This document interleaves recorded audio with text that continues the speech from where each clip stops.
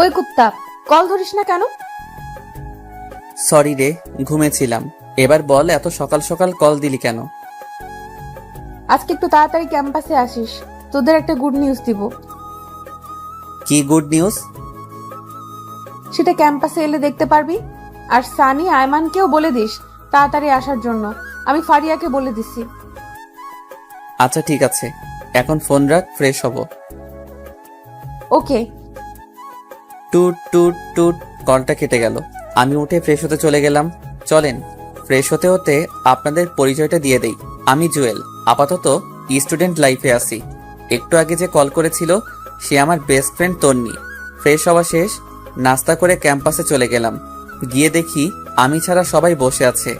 আমি যাওয়ার পরপরই তন্নি রাগী লোক নিয়ে আমাকে বলল, কি রে হারামি, তোকে আজকে একটু তাড়াতাড়ি আসতে বললাম আর তুই আজকে দেরি করে আসলি। সরি রে, রাস্তায় অনেক জ্যাম ছিল। তোর জন্য তো সব সময় জ্যাম থাকে, আমরা রাস্তা দিয়ে আসি না। এই হারামখোর, তুই চুপ থাক, সব সময় শুধু চামচামি করস।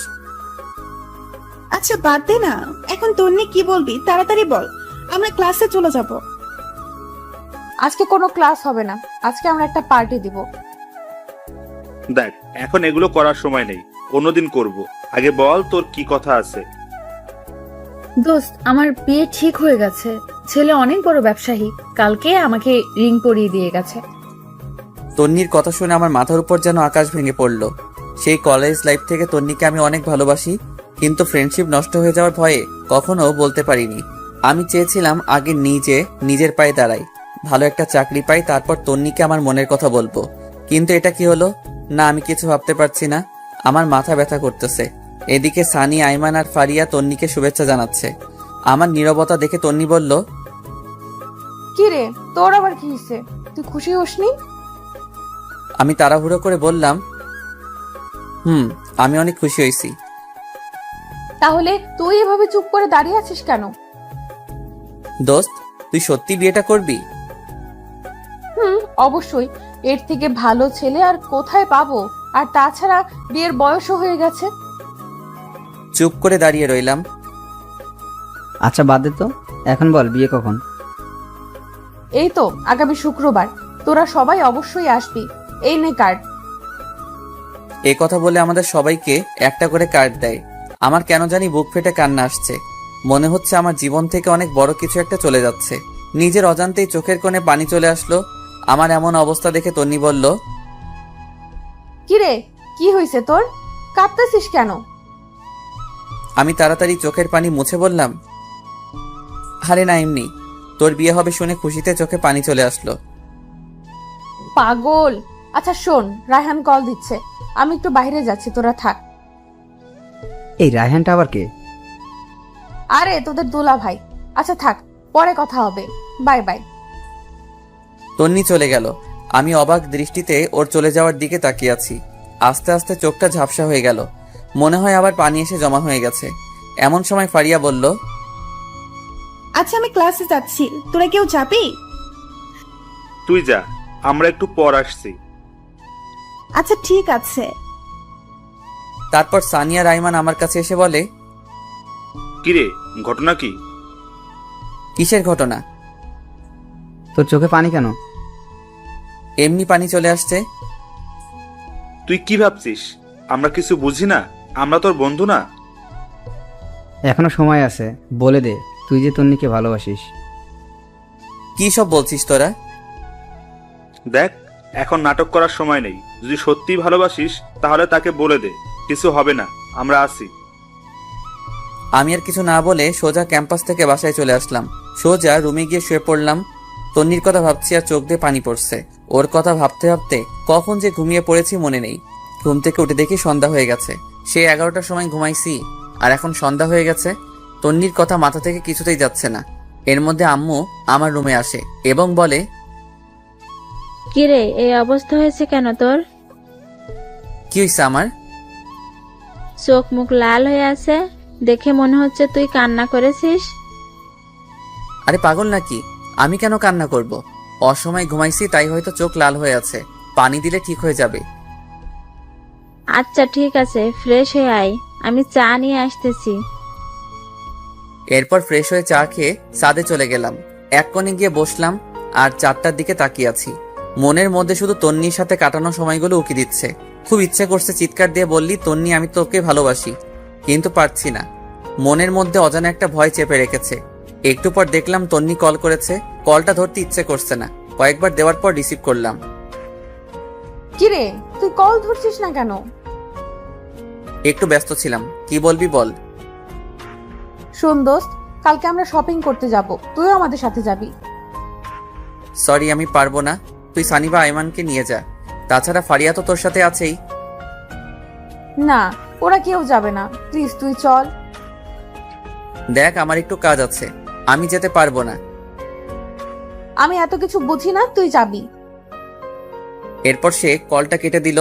এমনিতেই ওর জন্য অনেক কষ্ট হচ্ছে, এর মধ্যে যদি শপিং এ যাই তাহলে আমার মাথা আরো খারাপ হয়ে যাবে। না, কিছুই মাথায় ঢুকছে না। যা হওয়ার তা পরে হবে। আমি কালকেই তন্নিকে আমার মনের কথা বলে দিব। পরের দিন ঘুম ভাঙলো তন্নির কলে। মোবাইলটা হাতে নিয়ে দেখি 22টা কল দিছে।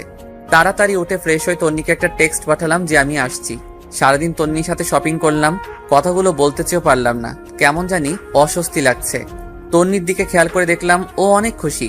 এখন কথাগুলো কিভাবে বলবো, যদি ফ্রেন্ডশিপ নষ্ট করে ফেলে।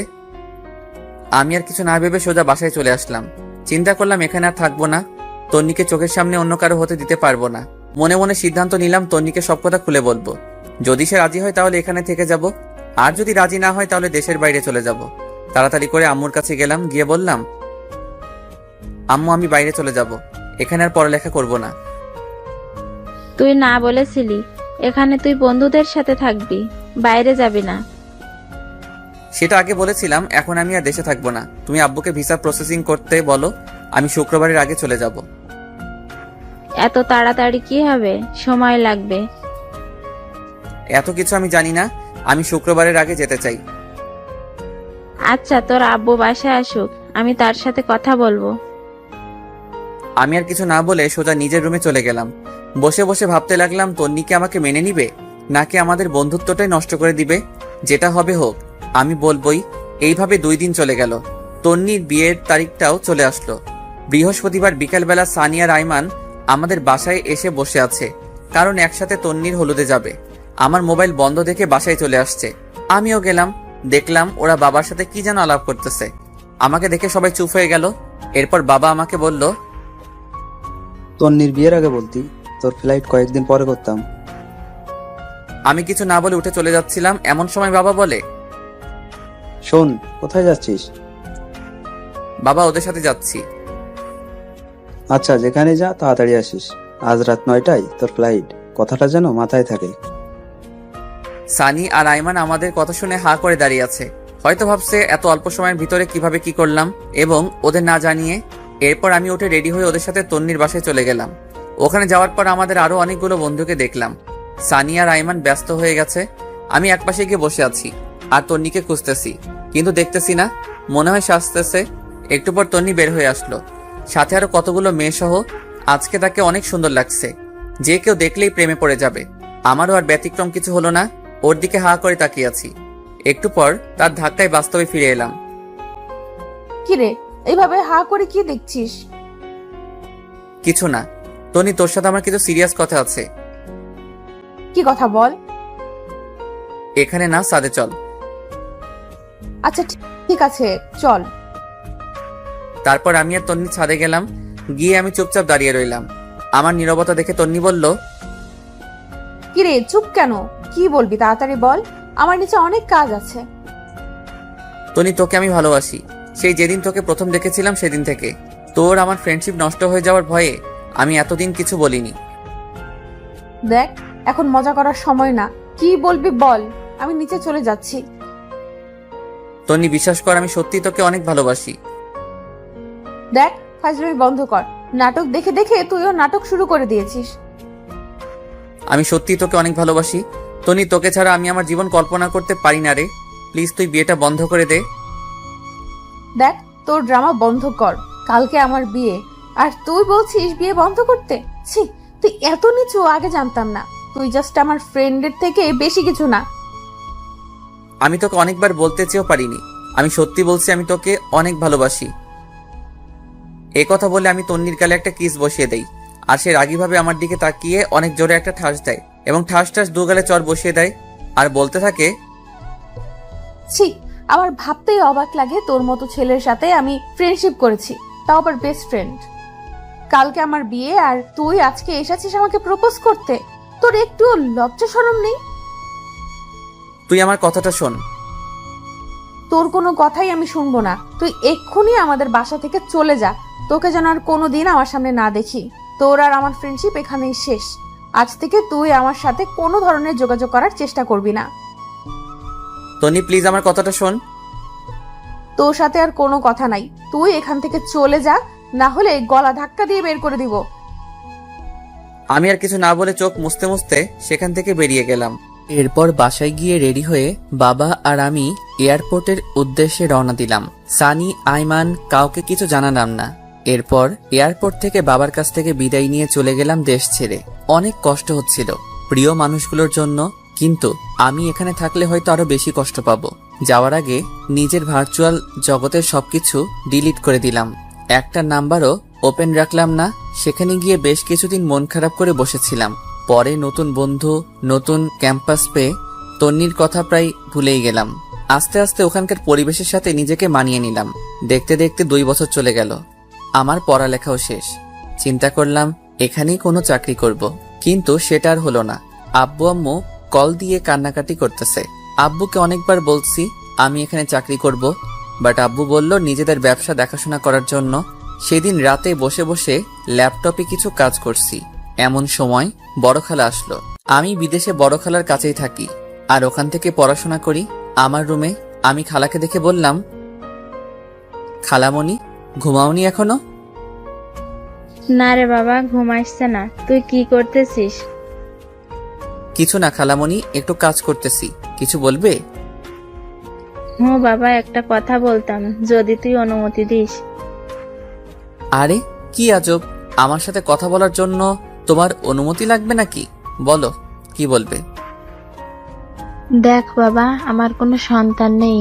তুই আমার নিজের সন্তানের মতোই।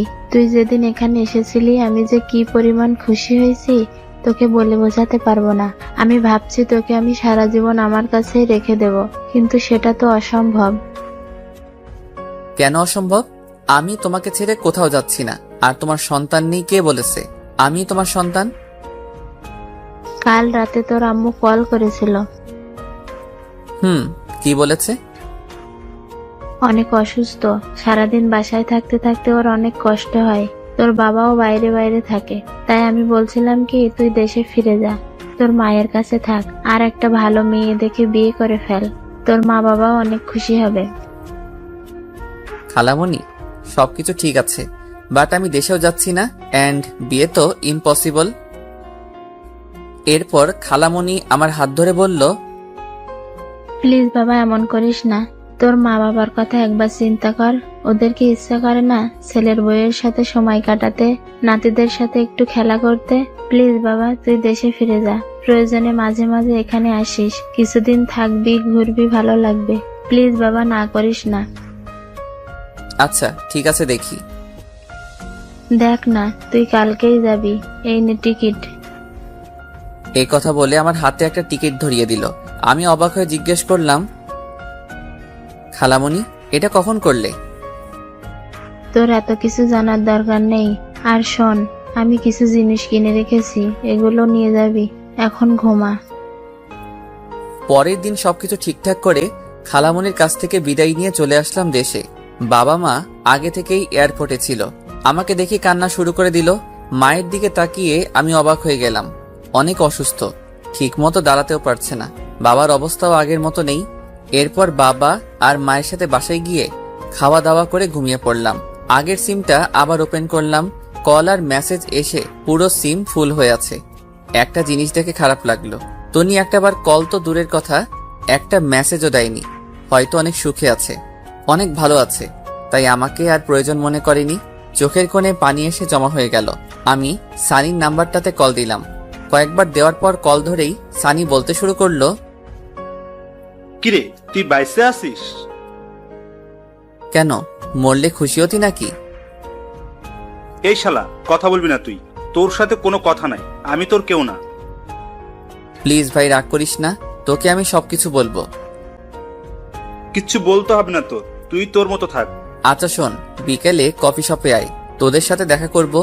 আর কিছু কথা আছে, আইমান আর ফারিয়াকে একটু কষ্ট করে বলে দিস। আচ্ছা ঠিক আছে। এ কথা বলে কলটা কেটে দিলাম। বিকেলবেলা বের হয়ে কফি শপের দিকে রওনা দিলাম। রাস্তাঘাট সবকিছু কেমন যেন চেঞ্জ হয়ে গেছে। একটু পর কফি শপে গেলাম, গিয়ে দেখি সবাই বসে আছে। আজকেও আমার লেট হয়ে গেছে। আমাকে দেখেই ওরা দৌড় দিয়ে এসে জড়িয়ে ধরে ফেলে। এরপর তিনজনে মিলে 10 মিনিট কিল আর ঘুষি দেয়। এতদিনের জমানো সবগুলো একসাথে দিয়ে দেয়। ওদের সাথে কুশল বিনিময় করলাম। তারপর সানিকে বললাম, তো তোর আর কি অবস্থা, চাকরি বাকরি কিছু করিস নাকি? একটা প্রাইভেট কোম্পানিতে আমি আর ফারিয়া একসাথে জব করি। গুড। আইমান তুই কি করিস? কি আর করবো, বাবার সাথেই আছি ব্যবসা নিয়ে। তো তুই কি করবি, দেশে থাকবি নাকি আবার উধাও হয়ে যাবি? আরে না, তোদের ছেড়ে আর যাচ্ছি না। তো তোর বউ কোথায়? আরে আমি এখনো বিয়ে করিনি, তবে আব্বা ওনার বন্ধুর মেয়ের সাথে ঠিক করে রেখেছে। ওর পড়ালেখা শেষ হলে তারপর বিয়ে। আচ্ছা ভালো। তোদের দুজনের কি অবস্থা? দেখি দুজন দুজনের দিকে তাকিয়ে হাসতেছে। এরপর আইমান বলল, মামা ওরা নিজেরাই সারাই ফেলছে। কি তোরাও এই কাজ করলি? যাক খুশি হলাম, সারা জীবন একসাথে ছিলি, এখনো থাকবি, ভালো হইছে। তো তুই কবে করছিস? আমার মতো ছেলেকে কে মেয়ে দিবে বল? ধুর, ফাজলামি করিস না। এই তন্নি কেমন আছে রে? মনে হয় অনেক সুখে আছে, তাই না? একথা শোনার পর ওরা তিনজন একে অপরের দিকে তাকাতে লাগলো। এরপর আইমান বলল, আসলে তন্নির বিয়ে হয়নি। মানে মস্করা করছিস তাই না? দেখ, জোকস এখন ভালো লাগে না। না রে, আইমান ঠিক বলছে, ওর বিয়ে হয়নি। কি বলছিস তোরা? বিয়ে হয়নি কেন? তুই তো সেদিন চলে গিয়েছিলি, তাহলে তুই দেখতি কেন বিয়ে হয়নি। এত কথা না বলে বিয়ে কেন হয়নি সেটা বল। আসলে রায়হান ছেলেটা অন্য একটা মেয়ের সাথে রিলেশন ছিল। বিয়ের দিন সে ওই মেয়েকে নিয়ে পালিয়ে যায়। তারপর? তারপর আর কি, ওরা বিয়েটা ভেঙে দেয়। তন্নির বাবা ওদের হাতে পায়ে ধরেছিল, কিন্তু কোনো লাভ হয়নি। পরে আমরা তোকে অনেক খুঁজেছিলাম, বাট তুইও চলে গেলি। তন্নির বাবা আমাকে অনেকবার বলেছে তন্নিকে বিয়ে করার জন্য, বাট আমি করিনি, তোর কথা ভেবে। পরে তুই বুঝবি আমি আর তন্নি সিট করে বিয়ে করেছি। আরে ধুর, এসব কেন বলছিস? আমি কিছু বলতাম না, তুই বিয়েটা করে ফেলতি। না বন্ধু, সেটা হয় না। এরপর ফারিয়া বলল, সেই থেকে তন্নি পাথরের মতো হয়ে গেছে, ঠিক মতো খায় না, ক্যাম্পাসে যায় না, আমাদের সাথেও মেশে না, দরকার ছাড়া কোনো কথা বলে না, সারা দিন জানালার গ্রিল ধরে দাঁড়িয়ে থাকে। ওর আর বিয়ের জন্য প্রপোজাল আসেনি? আসছে, বাট সে করবে না। আমাদের বিয়ের সময় এসে গিফটটা দিয়েই চলে গেছে। ও কি এখন এখানেই থাকে নাকি চলে গেছে? না, আগের বাসায় আছে। আমি একটু ওর সাথে কথা বলবো, তোরা যাবি আমার সাথে? আজকে তো সময় নেই, কালকে বিকেলবেলা সবাই ফিরে আসি, কালকে চল। আচ্ছা ঠিক আছে তাহলে। এরপর ওদের কাছ থেকে বিদায় নিয়ে বাসায় চলে আসলাম। শুয়ে শুয়ে চিন্তা করতেছি ওর বাবা মায়ের কাছে বিয়ের প্রস্তাব দিলে কেমন হয়। ইস, আমি যদি সেদিন থাকতাম, হয়তো এতদিনে আমাদের বাচ্চাও বড় হয়ে যেত। এসব ভাবতে ভাবতে ঘুমাই গেছি। পরের দিন আমরা 4 জন ওদের বাসায় গেলাম। দরজার সামনে দাঁড়িয়ে কলিং বেলটা বাজালাম। একটু পর ওর মা এসে দরজা খুলে দেয়। আমাদের দেখে উনি অনেক খুশি হন। আমাকে দেখে বলে, আরে জুয়েল, তুই কোথা থেকে আসলে? এতদিন কোথায় ছিলে বাবা? আন্টি আমি তো দেশে ছিলাম না। ও আচ্ছা, এই দাঁড়িয়ে কেন আসো? সবাই ভিতরে আসো। এরপর আমরা সবাই ভিতরে গেলাম। অনেক বসে আন্টির সাথে গল্প করলাম, কিন্তু তন্নিকে কোথাও দেখছি না। আমি ফারিয়াকে ইশারায় বললাম তন্নিকে দেখতে। সে উঠে তন্নির রুমে গেল, গিয়ে অনেকক্ষণ পর আসলো। তারপর আমি বললাম, কিরে ও বাসায় নেই? আছে ভেতরে, এখানে নাকি আসবে না, তুই কথা বললে ভেতরে যা। এরপর আমি উঠে ভিতরে গেলাম। গিয়ে দেখলাম ও জানলার গ্রিল ধরে দাঁড়িয়ে আছে। আমি অনেকক্ষণ গিয়ে পেছনে দাঁড়িয়ে রইলাম। কেমন জানি নার্ভাস লাগছে, কিন্তু ওর কোনো নড়াচড়া নাই। তারপর আমি একটা কাশি দিলাম, দেখলাম পেছনে তাকালো। এরপর সে বলল, কি রে, কখন আসছিস? এই তো কিছুক্ষণ হলো। কেমন আছিস তুই? ভালো। তুই এখানে কেন আসছিস? কথাটা শুনে অনেক খারাপ লাগলো। এতদিন পর দেখা হলো, অথচ আমি কেমন আছি সেটা জিজ্ঞেস না করে উল্টো আমাকে বলে কেন আসছি। এরপর আমি বললাম, এখনো রাগ করে আছিস? সেদিনের জন্য আমি অনেক সরি। আমি কারোর উপর রাগ করি না, সেই অধিকার আমার নেই। এতদিন কোথায় ছিলি? বাইরে। তো এখন এখানে কেন আসছিস? তোকে দেখতে। দেখা হয়ে গেছে, এখন যা। কেন, তোর কি বিরক্ত লাগছে নাকি? তুই রুম থেকে বের হলে আমি খুশি হব। প্লিজ এখান থেকে যা। আমি আর কিছু না বলে সোজা চলে আসলাম, একরকম অপমানিত হয়ে। এরপর আন্টি নাস্তা নিয়ে আসলো। আমরা নাস্তা খেতে খেতে কথা বলছি। এরপর আমি আন্টিকে বললাম, আন্টি একটা কথা বলতাম, যদি কিছু মনে না করেন। বাবা বলো। আন্টি, আমি তন্নিকে বিয়ে করতে চাই। আমার কথা শুনে আইমান, সানি আর ফারিয়া অবাক হয়ে আমার দিকে তাকিয়ে রইল।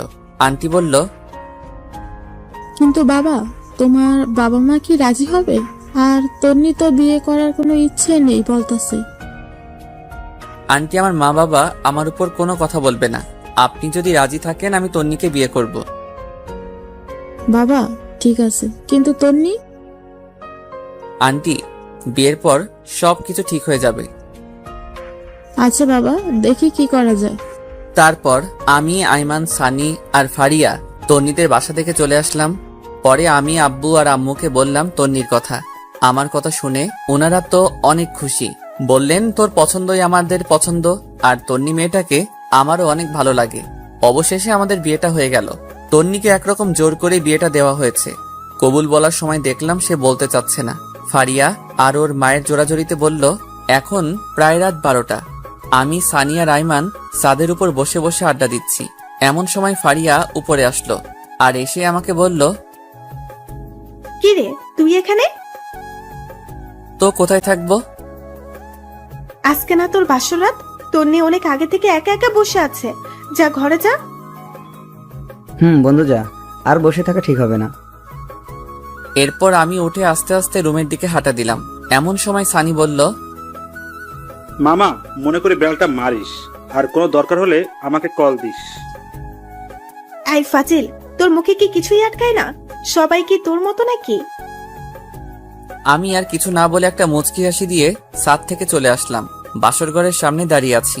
কেমন জানি ভয় লাগতেছে, আবার লজ্জাও। অনেকক্ষণ দাঁড়িয়ে থেকে আস্তে করে দরজাটা খুলে ভিতরে প্রবেশ করলাম। দরজাটা লাগিয়ে দিলাম। দেখলাম তন্নি মাথা নিচু করে বসে আছে। আমি গিয়ে খাটের উপর বসলাম।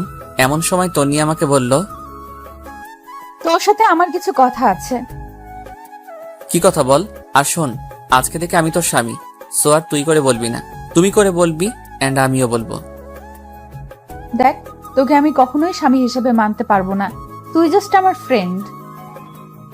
তাহলে বিয়েতে মত দিলি কেন? তোর কি ধারণা আমি নিজে থেকে মত দিছি? জীবনেও না। মা আমাকে ওনার মরার কসম দিয়েছে, সেজন্য আমি বিয়েটা করেছি। তোর মায়ের কসমের জন্য তুই আমার জীবন নষ্ট করবি নাকি? তো তুই এখন কি চাস? তুই জীবনেও আমার কাছে স্বামীর অধিকার দেখাতে পারবি না। তুই তোর মতো আর আমি আমার মতো। ওকে, আমি তোর উপর কোনো অধিকার খাটাবো না। অন্তত আমার মা বাবার সামনে একটু নাটক করিস, না হলে ওনারা অনেক কষ্ট পাবে। চেষ্টা করব। আমি আর কিছু না বলে খাটে ঘুমাতে যাব। এমন সময় তন্নি আবারও চিৎকার দিয়ে ওঠে আর আমাকে বলে, কি করছিস তুই? কি করলাম? ঘুমাতে যাচ্ছি। ঘুমাবি ভালো কথা, কিন্তু খাটে কেন? তাহলে কোথায় ঘুমাবো? যেখানে খুশি সেখানে ঘুমা, দরকার হলে সোফায় ঘুমা, বাট খাটে ঘুমাতে পারবি না।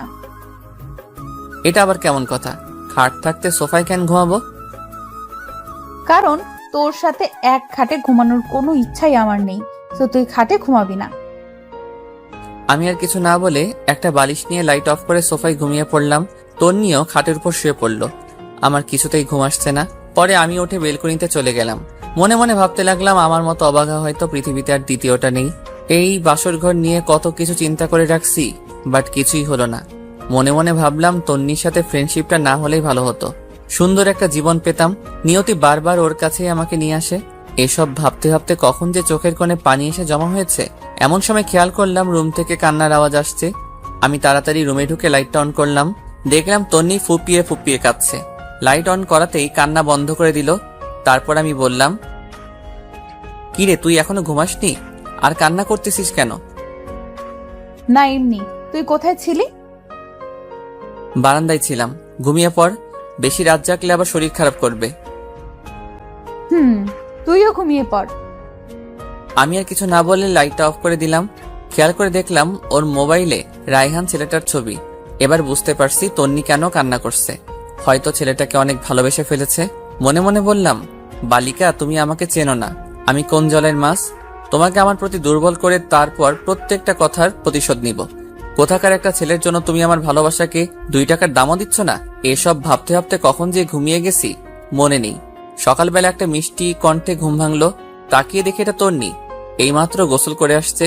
ওর চেহারাটা অনেক মায়াবী লাগছে। আমি অনেকক্ষণ তাকিয়ে থাকার পর তন্নি বলল, ওই এইভাবে ছ্যাঁচড়াদের মতো তাকিয়ে না থেকে তাড়াতাড়ি উঠে ফ্রেশ হয়ে নে। আম্মা এসে কয়েকবার ডেকে গেছে নাস্তা করার জন্য। আমি কিছুই না বলে ওয়াশরুমে চলে গেলাম। ফ্রেশ হতে হতে ভাবলাম তন্নি মনে হয় জীবনেও আমাকে মেনে নিবে না। ফ্রেশ হয়ে রুমে আসতে দেখালাম তন্নি মন মরা হয়ে বসে আছে। আমাকে দেখেই নিচে চলে গেল। আমিও রেডি হয়ে নিচে গেলাম। গিয়ে দেখি আমি ছাড়া সবাই বসে আছে। সবাই একসাথে নাস্তা করলাম। এরপর বাবা বললেন, নাস্তা করে দেখতো আইমান আর সানি কোথায়? ওদেরকে বাবুর্চির কাছে পাঠাইছিলাম। বাবার কথা শুনে আমি হাসা শুরু করলাম। হায়রে আমার বন্ধুগুলা বাবুর্চির কাজ করছে। তারপর বাবা বললেন, না হেসে বাইরে গিয়ে ওদের দেখ। আর শোন, কালকে তাড়াতাড়ি উঠিস, অফিসের কলিংদের সাথে পরিচয় হবি আর অফিস বুঝে নিবি। আমি আর যাব না। কিন্তু বাবা। কোনো কিন্তু না, যেটা বলছি সেটাই। তারপর নাস্তা করে সানি আইমানকে খুঁজতে লাগলাম। বেশ ভালোভাবেই বউ ভাতের অনুষ্ঠানটা শেষ হয়। এরপর রাতে যখন আবার ঘুমাতে যাই, গিয়ে দেখি তন্নি আগে থেকেই বিছানায় শুয়ে আছে। আমি কিছু না বলে ছাদে চলে গেলাম। সারা রাত ওখানে কাটিয়ে দিলাম। পরের দিন সকালবেলা নাস্তা করে বাবার সাথে অফিসে চলে গেলাম। বাবা সবার সাথে পরিচয় করিয়ে দিলেন এবং এটাও বললেন যে আজ থেকে আমি ওদের বস। সবাই আমাকে অভিনন্দন জানালো। সেদিন সবার সাথে পরিচিত হয়ে বাসায় চলে আসলাম। এইভাবে 1 সপ্তাহ চলে গেল। তন্নির সাথে আমার আর তেমন কথা হয় না, দরকার ছাড়া আর কোনো কথা নেই। সেদিন সকালে নাস্তা করে অফিসে এসে কিছু দরকারি কাজ সেরে নিলাম। তারপর চেয়ারটাতে গা এলিয়ে দিয়ে চোখটা বন্ধ করলাম। এমন সময় ইউসুফের কল। কিরে দোস্ত, কি অবস্থা? বিয়ে করে তো আমাদের ভুলে গেলি। আরে না, কি যে বলিস, তোদের কেন ভুলবো? দোস্ত, তোর বিয়েতে আসতে পারিনি, আম্মু অসুস্থ ছিল, কিছু মনে করিস না। আরে না, তো বল আন্টি কেমন আছে? আগের থেকে ভালো। তোর বাসা সবাই কেমন আছে? না রে দোস্ত, তেমন ভালো নাই। আম্মু আব্বু দুজনই অসুস্থ। এক কাজ কর, ওনাদেরকে নিয়ে দূরে কোথাও থেকে ঘুরে আয়। যদি পারিস দেশের বাইরে যা, ভালো লাগবে। ঠিক বলেছিস। আচ্ছা দেখি কি করা যায়। কথা বলেই কলটা কেটে দিলাম। মনে মনে চিন্তা করলাম কোথাও থেকে ঘুরে আসলে মন্দ হয় না। এগুলো ভাবতে ভাবতে দেখি টিফিনের সময় হয়ে গেছে। আমি হালকা কিছু খেয়ে নিলাম। এরপর চিন্তা করলাম তন্নিকে একটা কল দেই, খেয়েছে কিনা জিজ্ঞেস করি। এরপর তন্নিকে কল দিলাম। কিছুক্ষণ রিং হওয়ার পর কলটা ধরলো। বিরক্ত নিয়ে বলল, কি ব্যাপার, তুই এ সময় কেন কল দিলি? না মানে খেয়েছিস কিনা জানার জন্য। দেখ, তোর আমাকে নিয়ে এত ভাবতে হবে না, আমাকে আমার মতো থাকতে দে। তারপর সে কলটা কেটে দিল। বুঝলাম না তন্নি কেন আমার সাথে এই রকম ব্যবহার করে। আমি তো ওর ভালো চাই, তবু সে কেন বোঝে না। না থাক, আজ থেকে আর ওর কেয়ার করব না। ওর মতো ও থাকবে আর আমার মতো আমি থাকবো। এগুলো চিন্তা করতে করতে আবার কাজে মন দিলাম। রাতে বাসায় গিয়ে দেখলাম বাবা বসে বসে খবর দেখছে আর মা রান্নাঘরে। আমি বাবার সামনে গিয়ে দাঁড়ালাম। আমার দাঁড়িয়ে থাকা দেখে বাবা বলল, কিরে, কিছু বলবি নাকি? জি বাবা, একটা কথা বলার ছিল, যদি কিছু মনে না করো তাহলে বলতাম। আরে পাগল, আমাদের সাথে কথা বলার জন্য তোর অনুমতি লাগবে নাকি? বল, কি বলবি? আসলে বাবা বলছিলাম কি, সারাদিন অফিস কাজ এগুলো করতে করতে তোমাদের সময় দিতে পারি না। চলো না, আমরা সবাই মিলে কোথাও থেকে কয়েকদিনের জন্য ঘুরে আসি, সবার ভালো লাগবে। কথাটা আসলে ঠিক বলেছিস, বাট যাওয়া হবে না। কিন্তু কেন বাবা? গতকাল রাতে তোর দাদুকে স্বপ্নে দেখেছি, কবরটা নাকি ভেঙে পুকুরে পড়ে যাচ্ছে। তাই আমি আর তোর মা 10-15 দিনের জন্য গ্রামের বাড়ি যাচ্ছি। কয়েকজন হুজুর আর এতিমদের খাওয়ানোর ব্যবস্থা করব। যদি সুযোগ পাই কবরের চারপাশে দেয়াল করে আসব। ও আচ্ছা, তাহলে তোমরা গ্রামেই যাও, ভালো লাগবে। এই কথা বলে আমি রুমের দিকে চলে যাচ্ছি। এমন সময় আবার বাবা ডাক দেয়। শোন, তোর সাথে এমনিতেও আমার কথা ছিল। কি কথা বাবা, বলো।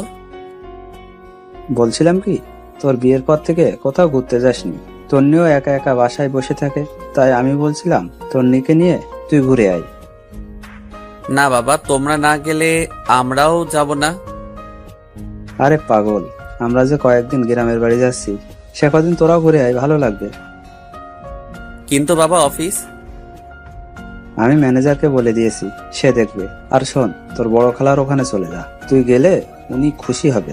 ওনার সাথে কথা বলে আমি সবকিছু ঠিক করে রেখেছি। তোর মায়ের কাছে তোদের দুজনের টিকিট রেখে দিয়েছি। বাবা এগুলো আবার কখন করলে?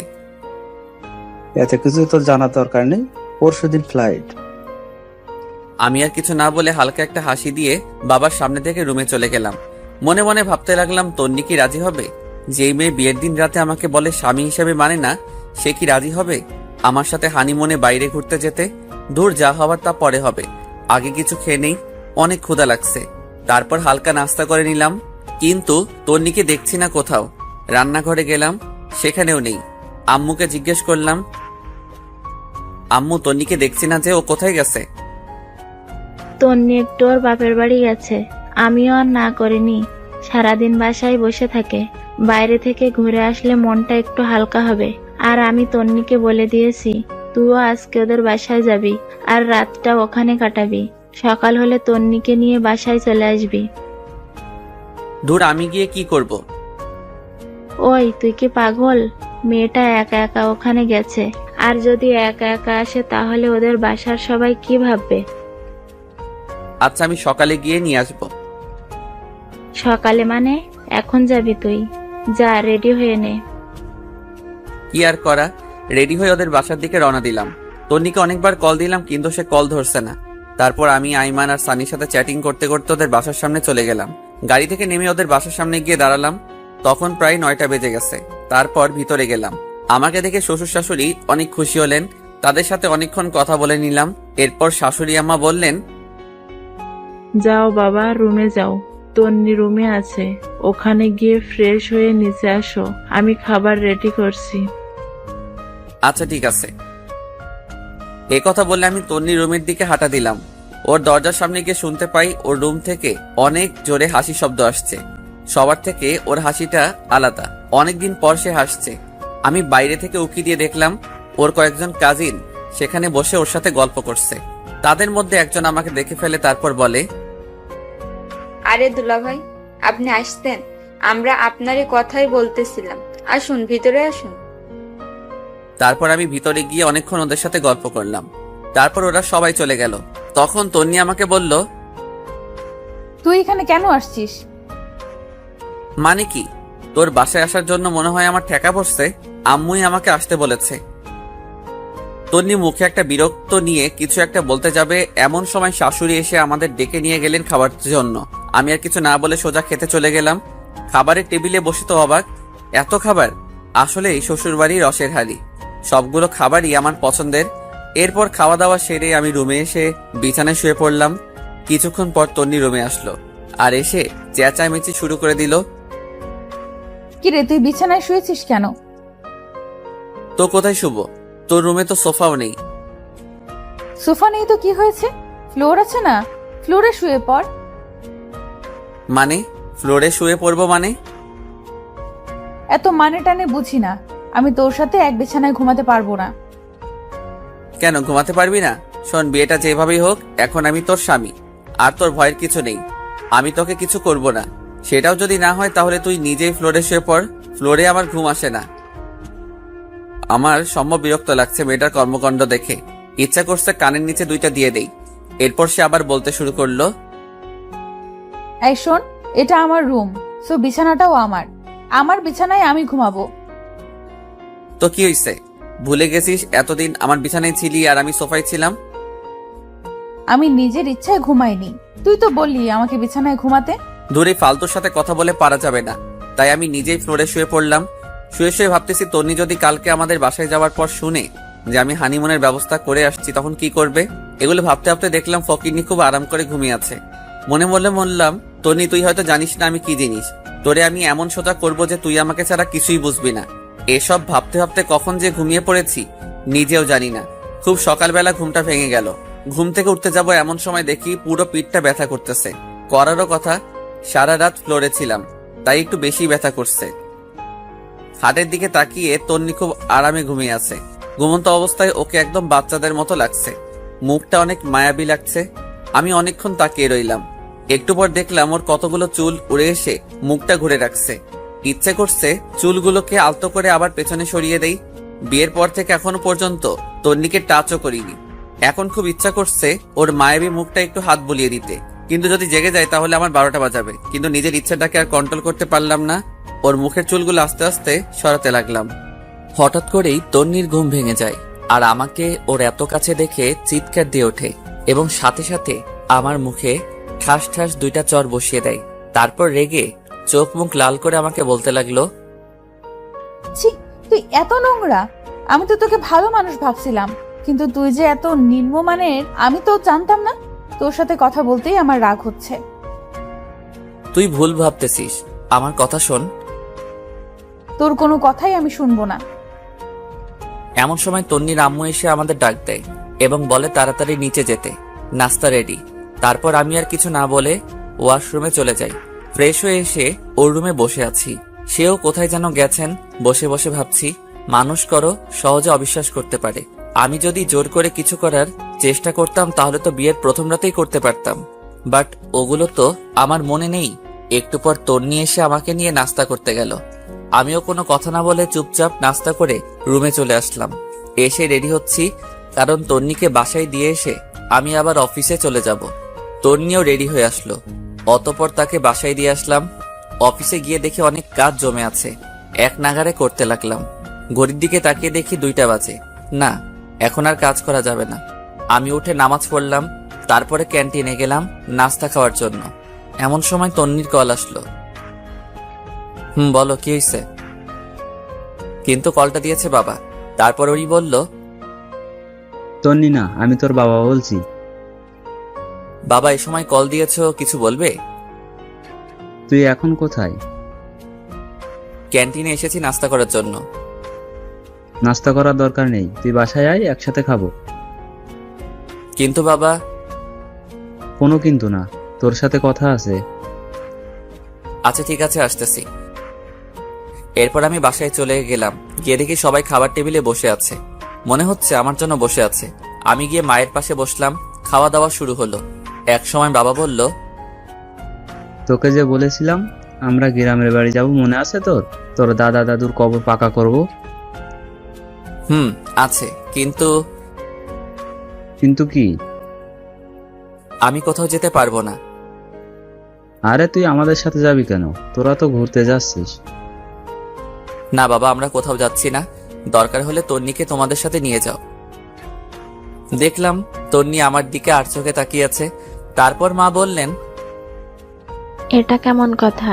তুই না কালকে বললি তোরা ঘুরতে যাবি? বলেছিলাম, বাট আর যাব না। আমার কাজ আছে, সবকিছু ক্যান্সেল করে দিয়েছি। তারপর বাবা তন্নিকে জিজ্ঞেস করলো ওনাদের সাথে যাবে কিনা। তন্নি না করে দিল। আমিও আর কিছু না বলে সোজা রুমে চলে গেলাম। বিকেলবেলা আর অফিসে গেলাম না। সেদিন বিকেলবেলা সানি আর আইমানের সাথে আড্ডা দিলাম অনেকক্ষণ। এর মধ্যে আইমান আমাকে বলল, এই জুয়েল, তুই কি তোকে মেনে নিয়েছে নাকি এখনো পাগলামি করে? আমি টেনশনে পড়ে গেলাম। সত্যি বলবো নাকি মিথ্যা বলবো চিন্তা করতেছি। আর চুপ করে থাকা দেখে সানি বলল, আমরা সব জানি, তবুও তোর মুখ থেকে শুনতে চাই। তাহলে আমরা নিজেরা কিছু করে সবকিছু ঠিকঠাক করতে পারবো মনে হয়। সানি আর আইমানের কথা শুনে একটু শান্তি লাগলো।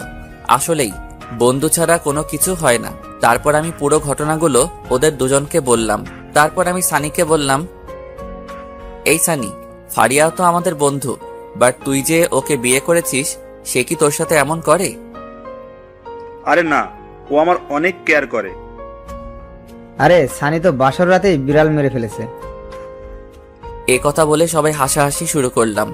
একটু পর আয়মান আমাকে বলল, জেল শোন, একটা বুদ্ধি দিই, আমার ধারণা 100% কাজে দিবে। আরে তাড়াতাড়ি বল।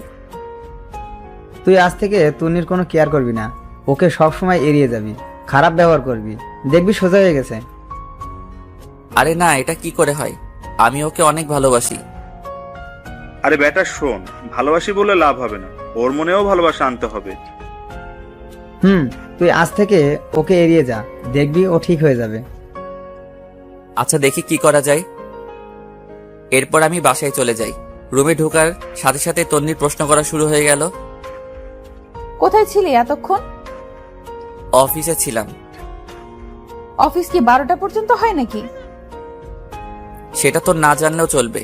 আর আমি কি করব না করব, কোথায় যাব নাকি যাব না, সেটা তোকে বলতে হবে নাকি? আমাকে বলতে হবে না, এত রাত পর্যন্ত জেগে থাকতে আমি পারবো না। তোকে জেগে থাকতে কেউ বলছে নাকি? তুই ঘুমা। তুই আমার সাথে এইভাবে কথা বলতেছিস কেন? কিভাবে বলছি? সারাদিন অফিস করছি, বিরক্ত লাগছে, যা। ও, এখন তো বিরক্ত লাগবে, তাই না? চুপ করবি নাকি কানের নিচে 2টা দিব? কি, আমাকে মারবি? তোকে মারতে কি কারো পারমিশন লাগবে নাকি? চুপ কর, নইলে লাথি দিয়ে রুম থেকে বাহির করব। দেখলাম তন্নি চোখ মুখ লাল করে শুয়ে পড়ল। মনে মনে আয়মানকে ধন্যবাদ দিলাম।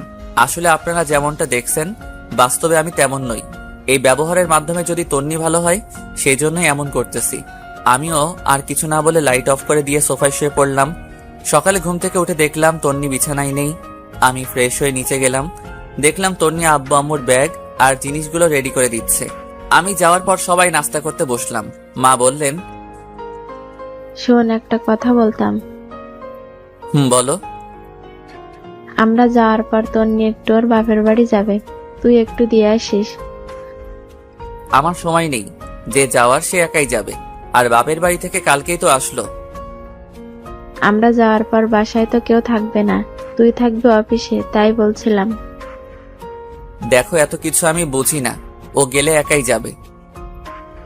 আর কিছু না বলে নাস্তা করে উঠে গেলাম। তারপর বাবা মাকে আমি বাস স্টপে দিয়ে আসলাম। বাসায় এসে দেখি তন্নি নেই। কল দিলাম, ধরতেছে না। আমিও আর কল না দিয়ে রেডি হয়ে অফিসে চলে গেলাম। দুপুরবেলা ক্যান্টিনে খাবার খেতে গেলাম। বাবা মাকে কল দিয়ে জিজ্ঞেস করলাম কত দূর গেছে। অনেকক্ষণ কথাবার্তা বলে কল কেটে দিলাম। হঠাৎ করে তন্নির কথা মনে পড়লো। আমি এবার তন্নিকে কল না দিয়ে শাশুড়িকে কল দিলাম। হ্যালো, আসসালামু আলাইকুম। ওয়ালাইকুম সালাম। বাবা কেমন আছো? আছি ভালো। আপনারা সবাই কেমন আছেন? আছি, সবাই ভালো। খাওয়া দাওয়া করছেন? তন্নি খেয়েছে? এই তো আমরা করতেছি, তুমি করছো? জি, নাস্তা করতেছি। অফিস শেষে আমাদের এখানে চলে আসিও, তোমার আব্বু আম্মুর সাথে আমার কথা হয়েছে। কিন্তু কোনো কিন্তু না, আমি বলছি তুমি চলে আসিও। আচ্ছা ঠিক আছে। কলটা কেটে দিলাম। তারপর সানিয়ার আইমানকে কল দিলাম, সবকিছু বললাম। ওরাও বলতেছে চালিয়ে যাওয়ার জন্য। রাত প্রায় 8টা। আমি ওদের বাসার সামনে গেলাম। তন্নিকে কল দিব চিন্তা করলাম, কিন্তু দিলাম না। কলিং বেল দেওয়ার সাথে সাথে তন্নি এসে দরজা খুলে দিয়ে গেছে। মনে হয় আমার জন্যই ওয়েট করতেছিল। আমি শ্বশুর শাশুড়ির সাথে কথা বলে তন্নির রুমে গেলাম। আমার সাথে কোনো কথা বলতেছে না। আমি ওয়াশরুমে গিয়ে ফ্রেশ হয়ে আসলাম। একটু পর শাশুড়ি এসে খাওয়ার জন্য ডেকে গেল। আমিও সোজা নিচে চলে গেলাম। খাওয়া দাওয়া করে বাইরে বের হলাম। আব্বুকে কল দিলাম। অনেকক্ষণ কল দিয়ে কথা বললাম। তারপর বাসায় আসলাম। রুমে যাওয়ার সাথে সাথে তন্নি অনেক জোরে দরজাটা লাগিয়ে দিল। কি রে, এত জোরে দরজা দিলি কেন? তুই এখানে কেন আসছিস? মানে কি? তোর মাই তো বলল। মা বললে আসতে হবে নাকি? দেখ, বেশি কথা বলবি না, তোরে দেখলেই আমার রাগ হয়। যা শুয়ে পড়। তুই আমার রুম থেকে বের হ। তুই কি আমাকে অপমান করছিস? ধরে নে তাই, তুই আমার রুমে থাকতে পারবি না। ভুলে গেছিস সবসময় আমার রুমেই থাকিস এন্ড আমার খাটে? তুই কি যাবি নাকি গলা ধাক্কা দিব? আমি আর কিছু না বলে বের হয়ে গেলাম। চিন্তা করলাম নিজের বাসায় চলে যাব, কিন্তু এত রাতে যাওয়া রিস্কি হয়ে যাবে। তাছাড়া শ্বশুর শাশুড়িও খারাপ মনে করবে। আর কিছু চিন্তা না করে সোজা নিচে চলে গেলাম। সময় যাচ্ছে না কিছুতেই। তারপর গিয়ে গেস্ট রুমের সোফায় গিয়ে শুয়ে পড়লাম। সকালবেলা শাশুড়ির ডাকে ঘুম ভাঙলো। আমাকে সোফায় দেখে উনি বলল, কি বাবা, তুমি সোফায় কেন ঘুমিয়েছো? রুমে যাওনি? আমি কিছু বলতে যাব এমন সময় তন্নি কোথা থেকে তার আম্মুকে বলে, আম্মু, তোমার জামাই কি করেছে জানো? কি করেছে? কাল রাতে আমাকে গান শোনানোর জন্য বলেছিলাম, সে শোনায়নি, তাই শাস্তি দিয়েছি যে আমার সাথে আজকে ঘুমাতে পারবে না। আমি তো পুরো টাসকে খেয়ে বসে আছি। ফকিন্নি কত বড় মিথ্যা কথা বলল। বাহ, কি সুন্দর নিজেকে বাঁচিয়ে নিল। তারপর শাশুড়ি আমাকে বলল, বাবা, আমার মেয়েটা গান পছন্দ করে, তুমি মাঝে মাঝে একটু গান শোনায়। আর তুইও, সামান্য একটা গানের জন্য বুঝি কেউ রুমে থাকতে দেয় না? আমি দুঃখ ভারাক্রান্ত একটা হাসি দিয়ে ওয়াশরুমে গিয়ে ফ্রেশ হয়ে নাস্তা করে অফিসে চলে গেলাম। একটু পর আমাদের অফিসের একটা কলিগ আমার রুমের সামনে আসলো। হ্যালো স্যার, আসতে পারি? আরে আদিবা, আসো আসো। Thanks sir. কিছু বলবে? বলছিলাম কি স্যার, আগামী সপ্তাহে আমি একটু বাড়ি যাব, আমার চাচাতো ভাইয়ের বিয়ে। ও আচ্ছা, ছুটি লাগবে এই তো? জি স্যার। কতদিন লাগবে? স্যার 7 দিন হলে ভালো হতো। আচ্ছা ঠিক আছে, যাও দিলাম, ভালোভাবে যাবে। ধন্যবাদ স্যার। এরপরও দেখলাম আদিবা কিছু বলবে, কিন্তু বলছে না, শুধু ছটফট করছে। তাকে আমি বললাম, কি কিছু বলবে নাকি? আসলে স্যার একটা কথা বলার ছিল। সমস্যা নাই, বলো। স্যার এখানে তো আমার কেউ নেই, আপনাকে বড় ভাইয়ার মতো দেখি, যদি ভাই হিসেবে আমার একটু উপকার করতেন খুশি হতাম। আরে পাগল নাকি তুমি? কোনো সমস্যা নাই, তুমি নির্ভয় বলো। স্যার অনেকদিন পর বাড়ি যাচ্ছি তো, আপু আম্মুর জন্য কিছু শপিং করব আর কিছু জিনিস নেব। আপনি যদি বিকেলবেলা আমার সাথে একটু শপিং এ যেতেন অনেক উপকার হতো স্যার। আচ্ছা ঠিক আছে, যাব। ধন্যবাদ স্যার। একথা বলে আদিবা তার ডেস্কে চলে গেল। বিকেলবেলা আদিবার সাথে শপিং মলে গেলাম, অনেক কিছু নিলাম। ওর বাবার জন্য, ওর মায়ের জন্য অনেক কেনাকাটা করার পর আদিবা একটা কসমেটিক্সের দোকানে গেল। আমিও ওর পিছে পিছে গেলাম। আদিবার ব্যাগগুলো আমার কাছে ছিল। কসমেটিক্সের দোকানে যাওয়ার পর আমি আর আদিবা পাশাপাশি দাঁড়িয়েছিলাম। সেখানে গিয়ে বিশাল আকারে একটা শখ খেলাম। দেখলাম তন্নিও সেখানে তার বান্ধবীদের সাথে কি যেন কিনতেছে। আমাকে আদিবার সাথে দেখে আমার সামনে এসে বলে, মেয়েটা কে? ও আমার। পুরোটা বলার আগেই আমার গালে ঠাস করে একটা চর বসিয়ে চোখ মুখ লাল করে কাঁদতে কাঁদতে দোকান থেকে বের হয়ে গেল। তন্নি কয়েকটা বান্ধবী এসে আমাকে বলল, ছি ভাইয়া, বাসায় বউ রেখে বাইরে মেয়ে নিয়ে ঘুরেন, আপনার লজ্জা করে না? তারপর সবাই দোকান থেকে বের হয়ে গেল। লজ্জায় আমার পুরো মুখ লাল হয়ে গেল। খারাপটাই সবাই দেখলো, আসল কাহিনীটা কারো চোখে পড়ল না। তারপর আমি আর আদিবাও বের হয়ে গেলাম। আদিবা আমাকে বলল, সরি স্যার, আমার জন্য আজকে আপনাকে অপমানিত হতে হয়েছে। আরে ধুর, এগুলো কিচ্ছু না। তোমার কি দোষ? কেউ তো আসল কথা জানে না, সেই জন্য রিয়াক্ট করতেছে। ম্যাডাম কিন্তু অনেক রাগ করেছে। এটা কোনো সমস্যা না, সব ঠিক হয়ে যাবে। স্যার একটা কথা বলতাম। বলো। ম্যাডামের নাম্বারটা আমাকে দিবেন, আমি সব বুঝিয়ে বলবো। আরে তুমি কল দিলে সে আরো বেশি রিয়াক্ট করবে, উল্টো তোমাকে অপমান করবে। সমস্যা নেই স্যার, আপনি নাম্বারটা আমাকে দিন। আর এটা ধরুন। কি এটাতে? স্যার আপনাদের বিয়েতে তো যেতে পারিনি, তাই ম্যাডামের জন্য আমার পক্ষ থেকে একটা গিফট। তুমি আবার এটা কখন কিনলে? সেটা আপনার না জানলেও চলবে, আপনি এটা নেন আর নাম্বারটা দিন। ধন্যবাদ, এই নাও নাম্বার। তারপর আমি নাম্বারটা দিয়ে দিলাম। গিফটটা নিয়ে আদিবাকে একটা রিকশায় উঠিয়ে দিয়ে আমি বাসায় চলে আসলাম। এসে গিফটটা খুলে দেখলাম একটা নীল শাড়ি, অনেক সুন্দর, তন্নিকে অসাধারণ লাগবে। এরপর আমার মাথায় একটা বুদ্ধি আসলো, ফারিয়াকে কল দিয়ে সবকিছু বলে দেই, কারণ তন্নি আজকের বিষয়টা ফারিয়ার সাথে শেয়ার করবে। আমি ফারিয়াকে কল দিয়ে সবকিছু বলে দিছি এবং এটাও বলে দিয়েছি যে এমনভাবে কথা বলবে যেন তন্নির প্রচুর রাগ হয়। বাসায় একা একা ভালো লাগছে না, আব্বু আম্মুও নাই, তন্নিও নাই। আমি তন্নিকে কল দিলাম, বাট নাম্বার বন্ধ। এরপর তন্নির আম্মুর কাছে কল দিলাম। হ্যালো, আসসালামু আলাইকুম। ওয়ালাইকুম সালাম। কেমন আছো বাবা? জি ভালো, আপনি? আছি মোটামুটি। তন্নি কোথায়? ওর নাম্বার বন্ধ কেন? কি জানি বাবা, বিকেলে কোথা থেকে কাঁদতে কাঁদতে এসে রুমের দরজা বন্ধ করে দিয়েছে। অনেকবার ডেকেছি, দরজা খুলছে না, কিছু খাচ্ছেও না। তোমার সাথে কি কিছু হয়েছে? না, আমার সাথে কিছু হয়নি। তো বাবা আজকে আমাদের বাসায় আসবে না? না, আজকে আসবো না। কেন বাবা? বাসায় তো কেউ নেই, এখানে তন্নিও একা, চলে আসো। না, একটু কাজ আছে। আচ্ছা ঠিক আছে, ভালো থাকবেন, পরে কথা হবে। এই কথা বলে আমি কলটা কেটে দিলাম। মনে মনে চিন্তা করলাম তন্নিও হয়তো আমাকে ভালোবেসে ফেলেছে, না হলে এত রিয়াক্ট করতো না। আয়মানের বুদ্ধিটা অনেক কাজে লাগছে। এভাবে কয়েকটা দিন চলে গেল, আমি তন্নিদের বাসায় যাই না। মাঝে মাঝে ওর মায়ের সাথে একটু একটু কথা হয়। প্রায় 10 দিন পর ওর মা আমাকে কল দেয়, তখন আমি অফিসে ছিলাম। হ্যালো, আসসালামু আলাইকুম। ওয়ালাইকুম আসসালাম। বাবা কেমন আছো? ভালো, আপনারা? আছি, সবাই ভালো। বাবা তুমি একটু আজকে আমাদের বাসায় আসতে পারবে? আসলে আমার তো একটু কাজ ছিল। কেন, কোনো সমস্যা হয়েছে নাকি? আসলে হয়েছে কি, আমার বড় বোন নাকি অনেক অসুস্থ। আমি আর তোমার শ্বশুর আব্বা ওখানে যাচ্ছি, তাই তুমি যদি এখানে থাকতে ভালো হতো। তন্নিকেও নিয়ে যান তাহলে। ও যেতে চাচ্ছে না, সেজন্য তো আমরা একটু টেনশনে আছি। সে একা একা বাসায় কিভাবে থাকবে? যদি তুমি একটু আসতে ভালো হতো। আচ্ছা ঠিক আছে, আপনারা যান, আমি সন্ধ্যার সময় আসব। এই কথা বলে কলটা কেটে দিলাম। কেমন জানি খুব খারাপ লাগছে আজকে। অনেকদিন পর ওর সাথে দেখা করতে যাচ্ছি।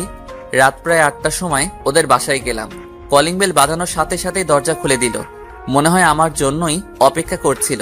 ভিতরে গেলাম, দেখলাম চোখ মুখ লাল করে বসে আছে, দেখতে বাচ্চাদের মতো লাগছে। তারপর আমি বললাম, কেমন আছিস? তুই এখানে কেন আসছিস? আম্মা বলেছে তাই। লজ্জা করে না অন্য মেয়েদের সাথে ঘুরে এখন এখানে আসতে? সেটা আমার ব্যাপার, আমি তো তোর কেউ না। আমাকে নিয়ে তোর এত মাথা ব্যথা কেন? তোর মতো ফালতুকে বিয়ে করাই আমার ভুল হয়েছে। আগে জানলে জীবনে কবুল বলতাম না। আমার মাথা গরম করবি না। কি করবি তুই? রাগে আমার পুরো শরীরের লোম দাঁড়িয়ে গেছে। আমি কোনো কথা না বলে ব্যাগটা রেখে ওয়াশরুমে চলে গেলাম। ফ্রেশ হয়ে এসে দেখি তন্নি নেই, মনে হয় ঘুমিয়ে গেছে। আমি আর ওর রুমে গেলাম না, সামনে গেস্ট রুমের সোফায় শুয়ে রইলাম, কিন্তু ঘুম আসছে না। একটু পর আস্তে আস্তে উঠে তন্নির রুমের দিকে গেলাম, দেখলাম ও ঘুমিয়ে আছে। অনেকক্ষণ আমি বাইরে থেকে দাঁড়িয়ে দাঁড়িয়ে ওকে দেখলাম। হঠাৎ করে খেয়াল করলাম ওর পুরো শরীর কাঁপতেছে। আমি তাড়াতাড়ি রুমে গেলাম, কপালে হাত দিয়ে দেখি জ্বরে পুরো শরীর পুড়ে যাচ্ছে। আমি তো টেনশনে পড়ে গেলাম, কি করব বুঝতে পারতেছি না। পরে কিচেন রুম থেকে একটা বাটি নিয়ে এসে ওর মাথায় জল পড়তে দিলাম অনেকক্ষণ, কিন্তু কিছুতেই কমছে না। পরে একটা বালতিতে পানি নিয়ে এসে ওর মাথায় দিলাম। প্রায় 2 ঘন্টার মতো পানি দেওয়ার পর জ্বর কিছুটা কমলো। পরে দেখলাম পানি দিতে দিতে ওর শরীরও ভিজিয়ে দিলাম। এখন কাপড়টা চেঞ্জ করতে হবে, বাট কিভাবে করব বুঝতে পারতেছি না। সে যদি দেখে আমি ওর কাপড় চেঞ্জ করছি, তাহলে আমার অবস্থা শেষ। সকালবেলা আমি নাস্তা নিয়ে ওর রুমে গেলাম, দেখলাম সে মাত্র ঘুম থেকে উঠছে। আমার হাতে নাস্তা দেখে চমকে উঠলো। তারপর নিজের দিকে তাকিয়ে দেখে যে ওর গায়ে যে জামাটা ছিল সেটা আর নেই। তারপর আমার রাগে চোখ মুখ লাল করে উঠে এসে আমার কলার ধরে বলল, ওই কুত্তা, আমার কাপড়ের এই অবস্থা করেছে কে? আসলে কালকে রাতে। পুরোটা বলার আগে ঠাস ঠাস 2টা চর বসিয়ে দেয়। তারপর বলে, তুই এত খারাপ আমি ভাবতেও পারিনি। আমাকে ঘুমের মধ্যে পেয়ে তুই, ছি, আমার ভাবতেই ঘৃণা লাগে। তোকে আমি আস্তে আস্তে বিশ্বাস করতে লাগলাম, কিন্তু তুই এত খারাপ আমি জীবনেও ভাবিনি। যা, বেরিয়ে যা এখান থেকে। প্লিজ আমার কথাটা শোনো। তুই যাবি নাকি আবার চর খাবি? আমি আর কিছু না বলে নাস্তার প্লেটটা রেখে চলে আসতে যাব, এমন সময় দেখি দরজার সামনে নীলা দাঁড়িয়ে আছে। মনে হয় আমাকে চর মারার দৃশ্যটা দেখে ফেলেছে। লজ্জায় পুরো লাল হয়ে গেলাম। কিছু না বলে সোজা রুমের বাইরে চলে আসলাম। এরপর নীলা ভিতরে গেল, যাওয়ার পর বলল, তুই ওনাকে চর মেরেছিস কেন? ভালো করেছি, ও আমার কাপড় চেঞ্জ করেছে কেন? সে করেনি, আমি করছি। মানে? তুই জানিস কালকে রাতে তোর অনেক জ্বর আসছিল, উনি তোর মাথায় জলপট্টি দিয়েছে। জ্বর না কমার কারণে সারা রাত তোর মাথায় পানি দেয়, পানিগুলো তোর শরীরে গিয়ে পুরো শরীর ভিজে যায়, ঠান্ডা লেগে যাবে, সেজন্য সকাল সকাল আমাকে কল দিয়ে আনে, আর আমি তোর কাপড় চেঞ্জ করি। আর তুই কিনা না জেনে ওনাকে জ্বর দিলি। তোর ভাগ্য অনেক ভালো যে উনার মতো স্বামী পেয়েছিস। এই কথাগুলো বলে নীলা বাইরে চলে আসে। আমি তন্নির মাকে কল করে ওর অসুস্থতার কথা জানালাম। তারপর কিছু না বলে সোজা অফিসে চলে গেলাম। এরপর থেকে তন্নিকে আর কোনো কল দেই না, ওর আম্মুকেও দেই। মাঝে মাঝে ওর আম্মু কল দিলে খবর নেয়, জাস্ট এতটুকুই। কয়েকদিন পর বাবা মা চলে আসে, এসে আমাকে বলে, কিরে বৌমা কই? ওর বাপের বাড়ি। তা তুই কি এতদিন ওখানে ছিলি? না, মাঝে মাঝে যেতাম। চুপ করে বেয়াদব, তুই কি ভাবছিস আমি কোনো খোঁজ খবর রাখি না? ঘরে বউ রেখে অন্য মেয়ে নিয়ে ঘুরতে তোর লজ্জা করে না? বৌমা আমাকে সবকিছু জানিয়েছে। বাহ, ফকির নিজের দোষ না স্বীকার করে আমাকে ফাঁসিয়ে দিল। জানি বাবা এখন সত্য কথা বললে বিশ্বাস করবে না, তাই বলেও কোনো লাভ নেই। এরপর বাবা বললেন, এখন ওদের বাসায় যা, আর তন্নিকে তোর সাথে করে নিয়ে আসবি। কিন্তু বাবা এখন তো কোনো কিন্তু নয়, যেটা বলছি সেটা। এখন তো রাত হয়ে গেছে, এখন কিভাবে আনবো? কালকে সকালে নিয়ে আসলে হবে না? গর্দব, এখন আনতে কে বলেছে? এখন তুই যাবি, রাত থেকে কাল সকালে চলে আসবি। আমি কিছু বলতে যাব, এমন সময় বাবার দিকে খেয়াল করে দেখলাম রেগে আছে। আমি আর কিছু না বলে রেডি হয়ে ওদের বাসার উদ্দেশ্যে রওনা দিলাম। রাত প্রায় 9:30। আমি তন্নিদের বাসার সামনে দাঁড়িয়ে আছি। কলিং বেল দেওয়ার সাথে সাথে দেখলাম তন্নির মা এসে দরজা খুলে দিল। তারপর বলল, বাবা আসছো? পথে কোনো সমস্যা হয়নি তো? না, কোনো সমস্যা হয়নি। আচ্ছা বসো, খাওয়া দাওয়া করে নাও। তন্নিও বসে আছে, বাট আমি কিছু বলছি না দেখে সেও বলছে না। খাওয়া দাওয়া শেষ করে রুমে গেলাম, গিয়ে একটা চেয়ারের উপর বসে আছি। একটু পর তন্নি এসে দরজা লাগিয়ে দিল। আমাকে বলল, সরি। সরি কেন? সেদিন রাতের ঘটনার জন্য। আমি ভাবছি তুই আমার সাথে। থাক, বলতে হবে না, আমার কপালে ওগুলোই ছিল। তুই ঘুমা, সকালে তাড়াতাড়ি যেতে হবে। তুই কোথায় ঘুমাবি? আমাকে নিয়ে তোর চিন্তা করতে হবে না, তুই ঘুমা। খাটে ঘুমা, আমি নিচে ঘুমাবো। কেন, তোর চর খাওয়ার জন্য নাকি তোর কাছে অপমানিত হওয়ার জন্য? সে আর কিছু না বলে ঘুমিয়ে পড়লো। আমি একটা বালিশ নিয়ে নিচে শুয়ে পড়লাম। সকালবেলা ঘুম থেকে ছাদে গেলাম। তন্নিও আমার পেছনে পেছনে গেল। দেখে মনে হচ্ছে কিছু একটা বলবে, বাট বলতে পারতেছে না। এরপর আমি বললাম, কিছু বলবি? তুই কি সত্যি আমাকে ভালোবাসিস? পাগল নাকি, তোরে কেন আমি ভালোবাসবো? মিথ্যা বললাম, দেখি ও কি রিয়াক্ট করে। তাহলে এতদিন যে বললি তুই আমাকে ভালোবাসিস? মিথ্যা বলেছি, তোর সাথে থাকার বা কথা বলার কোনো ইচ্ছাই আমার নেই। তাহলে আমাকে নিতে আসলি কেন? আব্বু আম্মু বলেছে তাই, না হলে জীবনেও আসতাম না। বাহ, ভালো তো, নতুন কাউকে পেয়ে গেছিস। এখন তো আর আমার দরকার নেই। তোর দরকার কখনো ছিল না, থাকবেও না। আদিবার সাথে আমি খুব ভালোই আছি। রাগানোর জন্য বললাম। তনি আর কিছু না বলে চোখ মুখ লাল করে কান্না করতে করতে নিচে চলে যায়। মনে মনে বন্ধু আইমানকে ধন্যবাদ দিতে লাগলাম, ওর বুদ্ধিটা কাজে লেগেছে। এইরকম জানলে আরো আগে থেকে ইগনোর করতাম। যাই হোক, একটু পর আমিও নিচে গেলাম। গিয়ে দেখি তন্নি চুপ করে বসে আছে। আমি বললাম, রেডি হয়ে নি, বাসায় যেতে হবে। আমি যাব না, তুই যা। তোর ন্যাকামি দেখার টাইম নাই আমার। আদিবা বসে আছে, তাড়াতাড়ি রেডি হয়ে নে। বললাম তো আমি যাব না।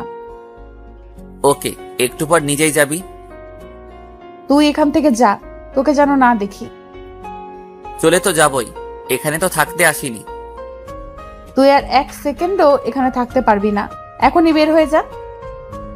আমিও আর কিছু না বলে নাস্তা না করে ওর বাবা মা কাউকে না জানিয়ে সোজা অফিসে চলে গেলাম। বাসায় গেলে বাবা চিল্লাচিল্লি করবে। কাজ করতেছে এমন সময় আদিবা আসলো। আসতে পারি স্যার? আরে আদিবা, আসো, বসো। ধন্যবাদ স্যার। আপনার কি মন খারাপ? আরে না, এমনি ভালো লাগছে না। আমি জানি স্যার, ম্যাম আপনাকে কিছু বলেছে হয়তো। আসলে স্যার, সেদিন যদি জানতাম ম্যামও মার্কেটে যাবে তাহলে আপনাকে যেতে বলতাম না। আরে ধুর, এটা কোনো ব্যাপার না। এমন সময় বাবা কল দিল। আদিবা উঠে চলে গেল। এই কই তুই? আমি তো অফিসে। তোকে না বললাম বৌমাকে নিয়ে বাসায় আসতে? ও আসবে না বলেছে, সেই জন্যই তো আমি অফিসে চলে আসছি। চুপ কর বিয়াদব। ও আসবে না বলেছে নাকি তুই নিয়ে আসিসনি? মানে আমি কেন নিয়ে আসবো না? চুপ হারামজাদা, তোর নিয়ে আমাকে সবকিছু বলেছে। তোর লজ্জা করে না ঘরে বউ রেখে অন্য মেয়েকে নিয়ে ঘুরতে? আরে তুমি এসব কি বলো? সবগুলা মিথ্যা কথা। চুপ কর, তোর নিয়ে আমাকে সবকিছু বলেছে। মেয়েটা কখন থেকে কান্না করতেছে। আমি আর কিছু না বলে কল কেটে দিলাম। দূর ফকিরনিটা বাবাকে আনিয়ে বানিয়ে কি বললো আল্লাহ জানে। নিজে সব দোষ করে এখন আমাকে ফাঁসাই দিছে। বিকেলবেলা আইমান কল দিল। কি রে দোস্ত, কি অবস্থা? মামা কি বুদ্ধি দিলি? তন্নি তো ফেসে গেছে। আরে কি বলিস? আচ্ছা শোন, সন্ধ্যার সময় তুই আর তন্নি কফি শপে আসিস, কথা আছে। ধুর, আমি তন্নিকে নিয়ে আসতে পারবো না, তোরা বল আসতে। আচ্ছা ঠিক আছে বলবো, তুই অন্তত সাথে করে নিয়ে আসিস, সানিয়া আর ফারিয়াও থাকবে। আচ্ছা ঠিক আছে। এরপর বাসায় গেলাম, দেখলাম তন্নি রেডি হয়ে বসে আছে। আমাকে দেখে বলল, আইমান কিছু বলেছে? না কিছু বলেনি। কেন? কফি শপে যাওয়ার জন্য বলেছে। তো যা, আমাকে বলছিস কেন? তোকেও যেতে বলেছে। আমি যাব না, তুই যা। একসাথে যাওয়ার জন্য বলেছে, তুই না গেলে আমিও যাব না। মনে মনে তো আমার লাড্ডু পড়তেছে। আহা কি যে আনন্দ বলে বোঝাতে পারবো না। যাই হোক, বেশি মুড নিতে গেলে আবার দেখা যাবে যে একসাথে যাওয়াই হবে না। একটু পর আমি আর তন্নি বের হয়ে গেলাম। একটা রিক্সা নিলাম। এই প্রথম বিয়ের পর একসাথে রিক্সা নিয়ে ঘুরতেছি। যখন ওর সাথে ফ্রেন্ড হিসেবে ঘুরতাম রিক্সায়, কি মজাটাই না হতো। সবকিছু মনে পড়তে লাগলো। আমি রিক্সার একপাশে সরে বসে আছি। তন্নি বারবার আমার দিকে তাকাচ্ছে। একটু পর কফি শপে গেলাম, দেখলাম আইমান, সানিয়ার ফারিয়া বসে আছে। আমাদের দেখে বলল, বাহ, দুজনের এখন আসার সময় হলো। না রে, একটু কাজ ছিল তাই। বুঝি বুঝি, কি এমন কাজ? তন্নি গিয়ে ফারিয়াকে জড়িয়ে ধরলো। এদিকে আইমান আমাকে ইশারা দিতেছে, বলতেছে কাজ হচ্ছে। এমন সময় সানি বলল, দোস্ত শোন, তোরা থাক, আমাদের একটু কাজ আছে, যেতে হবে। সে কি, মাত্রই তো আসলাম, কফিটা খেয়ে যা। না রে, অনেক কাজ, সময় কম। আচ্ছা তুই যা, ফারিয়া থাকুক। না রে, ওরে ছাড়া আমার কোনো কাজ হয় না। ওর কপালে চুমু না খেয়ে কাজে মন বসে না। চুপ কর ফাজিল। আচ্ছা তোরা থাক, পরে কথা হবে। এ কথা বলে ফারিয়া আর সানি চলে গেল। আইমানও কেমন জানি ছটফট করতেছে। আমি বললাম, কিরে তোর আবার কি হইছে? আসলে দোস্ত, বাসায় একটা কাজ ফেলে এসেছি, এখনই বাসায় যাওয়া লাগবে। মানে কি, তোদের সবার কাজ আছে আগে বলতি? তোরা না বললি একসাথে কফি খাবি? তোরা খা, আমি একটু আসি। এ কথা বলে আইমানও চলে গেল। আমি আর তন্নি বসে আছি। একটু পর কফি আসলো, দুজনেই খেলাম। দুজনে নীরবতা ভেঙে তন্নি বলল, একটা কথা বলতাম। বলো। অনেকদিন কোথাও ঘুরি না, চল পার্কটাতে একটু ঘুরে আসি। আমিও কেন জানি ওর এই আবদারটা না রেখে পারলাম না। অনেকক্ষণ দুজন একসাথে হাঁটলাম, ভালো লাগলো। রাত প্রায় 8টা। বাসায় গেলাম, দেখলাম বাসায় কেউ নেই, কিন্তু দরজা খোলা। বাবা মা দুজনকে ডাক দিলাম, কারো কোনো সারা শব্দ নেই। তন্নিও ভয়ে কাঁদতেছে। একটু পর নীরবতা ভেঙে শুরু হলো আমাদের দুজনের মুখের উপরের স্প্রে মারা।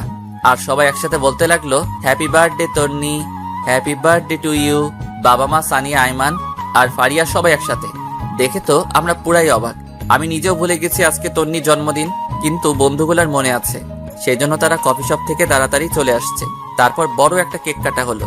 তন্নি সবার প্রথম আমাকে খাইয়ে দিয়েছে, আমিও খাইয়ে দিয়েছি। এক এক করে সবাই সবাইকে খাইয়ে দিয়েছে। এমন সময় তন্নি বলল, এতগুলো আয়োজন কে করেছে?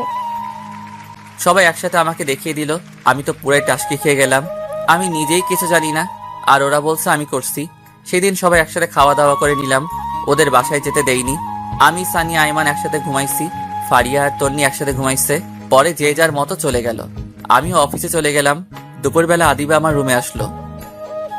স্যার আসতে পারি? আসো, বসো। স্যার একটা কথা বলতাম। অবশ্যই বলো। আসলে স্যার, আমার একজনের সাথে রিলেশন আছে। বাবা বিয়ের জন্য চাপ দিচ্ছিল, তাই আমি বাবাকে ফাহাদের কথা বলেছি। ফাহাদ আমার বয়ফ্রেন্ড। বাবা বলেছে ওকে নিয়ে বাবার সাথে দেখা করার জন্য। যদি আজকে বিকেলের জন্য আমাকে ছুটি দিতেন উপকার হতো খুব। আরে এটা কোনো কথা? তুমি আমাকে আগে বলবে না? ওকে যাও, দিলাম। ধন্যবাদ স্যার। আদিবা একটু কষ্ট করতে পারবে? জি স্যার, বলুন। তোমার পাশের আলমারিটার উপর একটা হলুদ রঙের ফাইল আছে, যদি একটু কষ্ট করে দিতে উপকার হতো। এতে কষ্টের কি আছে? এ কথা বলে আদিবা উঠে ফাইলটা নিতে গেল। আলমারি উঁচু হওয়ার কারণে সে একটু উপরের দিকে উঠে পায়ের আঙুলের উপর ভর করে ফাইলটা নিতে যাবে, এমন সময় পা স্লিপ করে উল্টে যেতে লাগলো। আমি তাড়াতাড়ি উঠে ওকে ধরে ফেললাম, আর এমন সময় তন্নি এসে উপস্থিত। আমাদের একসাথে দেখেই চিৎকার দিয়ে উঠল।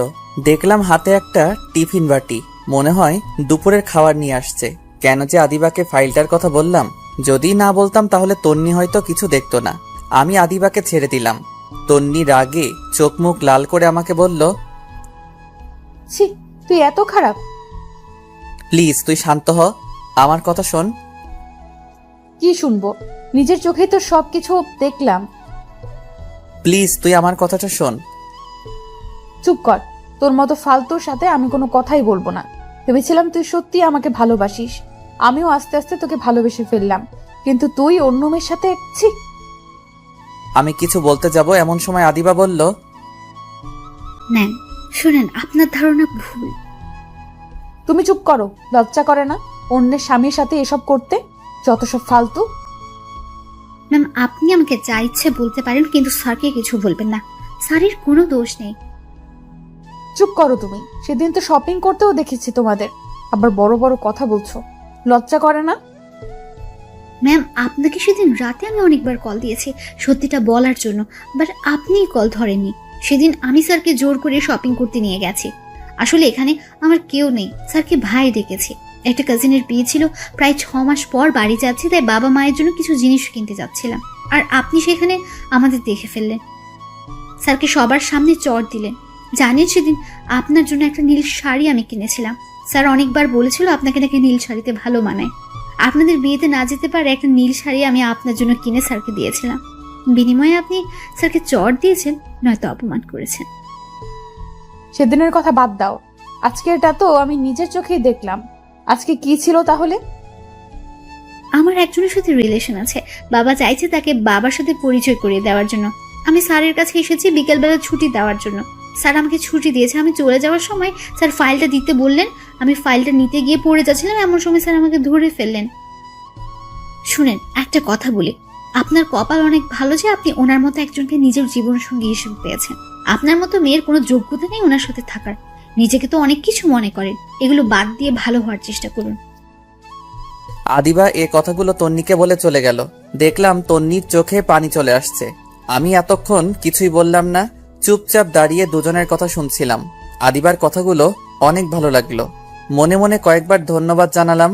একটু পর তন্নি আমার দিকে তাকালো, চোখ মুখ লাল হয়ে আছে। তারপর আমাকে বলল, নিজেকে খুব চালাক মনে করিস তাই না? মানে? তুই কি ভাবছিস আমি কিছুই জানি না? কি জানিস তুই? এই যে এতদিন অবহেলার নাটক করেছিস, আমার সাথে খারাপ ব্যবহার করেছিস, নিজেকে হিরো ভাবছিস। মনে মনে ভাবলাম তন্নিকে এগুলো আবার কে বলে দিছে, শালা আইমাইন না বলে দিল নাকি? এরপর আমি বললাম, এগুলো সব মিথ্যা কথা, আমি যা করেছি মন থেকে করেছি। তোকে এই কথাগুলো কে বলেছে? তুই কি ভাবছিস এরা শুধু তোর ফ্রেন্ড? আমার ফ্রেন্ড না, পারিয়া আমাকে সবকিছু বলেছে। শালার মেয়েদের পেটে কিছুই হজম হয় না, কি দরকার ছিল তন্নিকে এগুলো বলার? তারপর আমি বললাম, তোকে এই কথাগুলো ফারিয়া বলেছে? দেখ ওর কি হাল করি। কি করবি তুই ফারিয়ার? এ কথা বলে আস্তে আস্তে এগোতে লাগলো। আমি বললাম, কি ব্যাপার, তুই এদিকে কেন আসছিস? কেন এসেছি তাই না? দেখ একদম কাছে আসবি না, আমি কিন্তু চিল্লাচিল্লি করব। কর চিল্লা চিল্লি, দেখি কে আসে। আমি পিছাইতে পিছাইতে দেওয়ালের সাথে লেগে গেছি। এ কি করছিস তুই? বলার আগেই ঠোঁট দিয়ে আমার ঠোঁট চেপে ধরলো। আমার পুরো শরীরের লোম দাঁড়িয়ে গেল। কিছুক্ষণ এভাবে থাকার পর আমি তন্নিকে একটু দূরে সরিয়ে দিলাম। বললাম, এই তুই কি পাগল? এটা আমার অফিস, বেডরুম না। যদি কেউ দেখে ফেলতো? দেখুক, তাতে আমার কি? খাইছিস? মাত্রই তো খাইলাম। আর দূর এটা না, দুপুরে খাইছিস? না, তোর জন্য রান্না করে নিয়ে আসছি। তুই করছিস নাকি আম্মা করছে? দুজনেই করছি। তুই এত কথা বলছিস কেন? আচ্ছা ঠিক আছে, বলবো না। তুই ফ্রেশ হয়ে আয়, একসাথে খাবো। ওকে। এরপর তন্নি ওয়াশরুমে চলে গেল। আমি মনে মনে ভাবছি অবশেষে তন্নি লাইনে আসলো। হারামি বন্ধুগুলো না থাকলে হয়তো কিছুই সম্ভব হতো না। একটু পর তন্নি বাইরে আসলো। আমি একটা প্লেটে ভাত দিয়ে তাকে বললাম, এই ধর, খেয়ে নে। আমি খাবো না। কি আজীব, তুই না একটু আগে বললি খাবি? এভাবে খাবো না। তো কিভাবে খাবি? যদি কেউ একজন খাইয়ে দেয় তাহলে খাবো। আমি আর কিছু না বলে ওকে খাইয়ে দিলাম, নিজেও খেয়ে নিলাম। খাওয়া দাওয়া শেষে তন্নিকে বাসায় পাঠিয়ে দিলাম। তন্নি চলে যাওয়ার পর ফাইলটা নিলাম। এমন সময় আইমানের কল। দোস্ত কি অবস্থা? আরে মামা, কি বুদ্ধি দিলি! তন্নি তো পুরো ফিদা হয়ে গেছে। আরে কি বলিস? আর তন্নির জন্মদিনে এত বড় একটা সারপ্রাইজ দেওয়ার জন্য ধন্যবাদ। আমি ভুলেই গেছিলাম ওর জন্মদিন। আরে মামা, সারপ্রাইজের কি দেখলা? আরো বড় সারপ্রাইজ এখনো রয়ে গেছে। আরে কি বলিস? কি সারপ্রাইজ, তাড়াতাড়ি বল। না এখন না, বিকালে কফি শপে আয়, বাকিরাও আসবে, সবাইকে একসাথে বলবো। আচ্ছা ঠিক আছে। শোন, আসার সময় তন্নিকে নিয়ে আসিস। আমি সানি আর ফারিয়াকে বলে দিছি। আচ্ছা ঠিক আছে। এই কথা বলে কল কেটে দিলাম। অফিস শেষ করে বিকালবেলা তন্নিকে বললাম রেডি হতে। সে রেডি হতে চলে গেল। আমিও ফ্রেশ হয়ে একটা কালো শার্ট পরে বাসার বাইরে দাঁড়িয়ে আছি তন্নির জন্য। একটু পর তন্নিও আসলো, বা সেও কালো শাড়ি পরে আসলো। আমি দেখে আরো একবার ক্রাশ খেলাম। হা করে তাকিয়ে আছি। একটু পর তন্নির ঝাঁকানিতে বাস্তবে ফিরে এলাম। আমাকে বলল, এইভাবে হা করে তাকিয়ে আছিস কেন? মশা ঢুকবে। আরে না, আমি একটা কথা চিন্তা করতেছিলাম। কচু করছিলি? যা এখন রিক্সা নিয়ে আয়। তারপর আমি একটা রিক্সা নিলাম। আমি একটু দূরে সরে বসতে চাইলাম, কিন্তু আমার বাম হাতটা চেপে ধরে বসে আছে। একটু পর কফি শপে পৌঁছে গেলাম। দেখলাম সবাই বসে আছে। আমাদের দেখে সবাই দাঁড়ালো। ফারিয়া বলল, কি রে, আজ এত ম্যাসিং, ঘটনা কি? কিসের ঘটনা? বুঝি, সব বুঝি। আচ্ছা বুঝলে ভালো। এই হারামির দল, চুপ কর, সবাই আগে বস। এরপর আমরা সবাই বসলাম। আইমান সবার জন্য কফির অর্ডার দিল। বন্ধু, এবার বল, কি এমন সারপ্রাইজ যেটা মোবাইলে বলা যায় না, এখানে বলতে হবে? দোস্ত, আমার তো বিয়ে। সত্যি? সত্যি। তারপর সবাই আইমানকে কংগ্রাচুলেশনস জানালাম। আমি বললাম, তো বিয়ে কবে? পরশুদিন। হারামের বাচ্চা, আগে বলিসনি কেন? দোস্ত, আমি নিজেও জানতাম না, আজকে সকালে আব্বা বলেছে। আচ্ছা শোন, কালকে তোরা সবাই থাকবি, অনেক কিছু কেনাকাটা করতে হবে। আমি পারবো না, তোরা সবাই আসিস। না পারলে তুই বিয়েতেও আসিস না। ওরে ভাই, কাঁদিস কেন? আচ্ছা ঠিক আছে, আসবো। আমার কথা শুনে সবাই হাসাহাসি করতে লাগলো। তারপর অনেকক্ষণ আড্ডা দিয়ে কথাবার্তা বলে বাসায় চলে আসলাম। আমি ফ্রেশ হয়ে বাবার সাথে কথা বলতেছি। তন্নি তখন ফ্রেশ হচ্ছিল। অনেকক্ষণ কথাবার্তা বলে রুমে গেলাম। দেখি তন্নি সোফায় বসে আছে। আমি যাওয়ার সাথে সাথে বলে, একটা কথা বলতাম। তো বল, অনুমতির কি আছে? আজকে খাটে ঘুমা, আমার কোনো সমস্যা হবে না। কেন, জ্বর খাওয়ার জন্য নাকি? দেখ, এগুলোর জন্য সরি। তুই খাটে ঘুমা, আমার সমস্যা হবে না।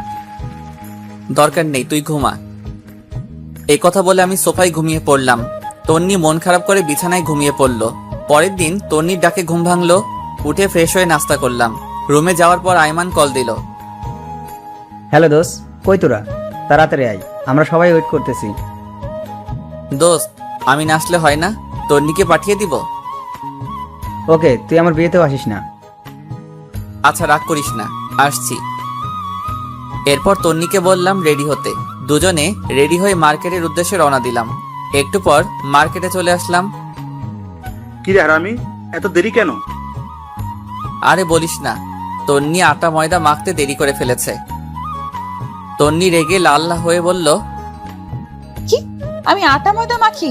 এই হারামি, তুইও তো ঘুম থেকে উঠতে দেরি করিস, এখন আমার দোষ দিতেছিস, তাই না? এই, তোদের ঝগড়া বন্ধ কর, দেরি হয়ে যাচ্ছে। ওকে চল কেনাকাটা শুরু করি। শুরুতে একটা স্বর্ণের দোকানে গেলাম। তন্নি আর ফারিয়া দুজনে আইমানের বউয়ের জন্য গয়না পছন্দ করতেছে। অনেক ঘাটাঘাটির পর অনেকগুলো স্বর্ণের জিনিস নিল। তন্নি একটা নেকলেস নিয়ে বারবার নিজের গলায় জড়িয়ে দেখতে লাগলো। আমি খেয়াল করে দেখেছি, মনে হয় ওর পছন্দ হয়েছে, কিন্তু কিছু বলছে না। আমার দিকে বারবার তাকাচ্ছে। আমি দেখেও না দেখার ভান করে সানির সাথে কথা বলতেছি। একটু পর শাড়ির দোকানে গেলাম। সবার জন্য শাড়ি কিনলো। আইমানের মা, বোন, খালা আরো অনেকের জন্য কেনা হলো। তন্নি একটা নীল শাড়ি নিজের গায়ে জড়িয়ে আমাকে বলল, এই জুয়েল, বল। শাড়িটা খুব সুন্দর তাই না? আমাকে ভালো মানিয়েছে। তো এখন কি করব? না, এমনি বললাম। বাহ, ফকিনি সবকিছুই ঠিক করে নিয়েছে। দাম দেওয়ার জন্যই আমাকে এই কথাগুলো বলেছে। আর তন্নিকে শাড়িটাই আসলে অনেক সুন্দর মানিয়েছে। আমি দোকানদারকে বললাম শাড়িটা আলাদা একটা প্যাকেট করে দিতে। তন্নির মুখে এক রাজ্যের হাসি দেখলাম। কিছু না বলে তাড়াতাড়ি ব্যাগটা নিয়ে বসে আছে। আরো অনেক কিছু কেনাকাটা করার পর সবাই বাসার উদ্দেশ্যে রওনা দিলাম। আমরা সানিয়া আর আইমানের কাছ থেকে বিদায় নিয়ে একটা রিক্সা নিলাম। একটু পথ যাওয়ার পর রিক্সাওয়ালাকে বললাম, মামা একটু দাঁড়ান। এই তোর আবার কি হলো? তুই বসে থাক, আমি একটু আসছি। এ কথা বলে আমি আবার মার্কেটে গেলাম। গিয়ে তন্নির পছন্দ করা নেকলেসটা কিনে নিলাম। দাম বেশি হওয়ায় ক্যাশ টাকা দিতে পারিনি। ওর বিকাশ নাম্বার নিয়ে একটা কলিগকে বলে টাকা পাঠিয়ে দিলাম। একটু পর রিক্সায় আসলাম। কিরে, কোথায় গিয়েছিলি? সেটা তো না জানলেও চলবে। এই মামা চলেন। বাসার সামনে এসে আমি তন্নিকে উপরে পাঠিয়ে দিলাম। রিক্সা ভাড়া দিয়ে আমি উপরে আসলাম। দেখলাম তন্নি রুমে নেই, মনে হয় ওয়াশরুমে গেছে। আমি নেকলেসটা ওর ড্রয়ারে রেখে দিয়েছি। তন্নি ওয়াশরুম থেকে বের হলো, খুব হাসি খুশি লাগছে। তারপর নিচে গিয়ে খাওয়া দাওয়া করে আগের দিনের মতো সোফায় শুয়ে পড়লাম। তন্নি কিছু বলতে গিয়েও বলেনি। পরের দিন আইমানের বিয়ে, সকাল থেকে শুধু কল দিচ্ছে। আমি ঘুম থেকে উঠে দেখি তন্নি মায়ের সাথে রান্নাঘরে কাজ করছে। কিছু না বলে ফ্রেশ হতে চলে গেলাম। একটু পর নাস্তা করে রেডি হয়ে তন্নিকে বললাম, তাড়াতাড়ি রেডি হতে, আমরা বিয়েতে যাব। আর অনেক কাজ আছে। তন্নি হ্যাঁ সূচক ইশারা দিয়ে রেডি হতে চলে গেল। আমি বাইরে গিয়ে দাঁড়িয়ে আছি। একটু পর তন্নি রেডি হয়ে আসলো। আমি তো দেখে আবার ক্রাশ খাইলাম। কালকের সেই শাড়িটা পরেছে, আবার গলায় নেকলেসটাও পরেছে, পায়ে হাই হিল, হালকা লিপস্টিক। উপস, মাথা নষ্ট করে দিচ্ছে। আমি হাঁ করে তাকিয়ে আছি। একটু পর বুঝলাম কেউ একজন আমাকে ধাক্কা দিচ্ছে। কিরে, অমন হা করে কি দেখছিস? মনে হয় আগে কোনোদিন আমাকে দেখিসনি। দেখেছি, তবে আজকে একটু অন্যরকম লাগছে। তন্নি লজ্জায় লাল হয়ে যায়। দেখতে আরো বেশি কিউট লাগছে। তারপর একটা রিক্সা নিয়ে রওনা দিলাম। তন্নি আমার বাম হাতটা চেপে রেখেছে। একটু পর বলল, ধন্যবাদ। হঠাৎ ধন্যবাদ? এই যে আমার পছন্দের নেকলেসটা নিলি তাই।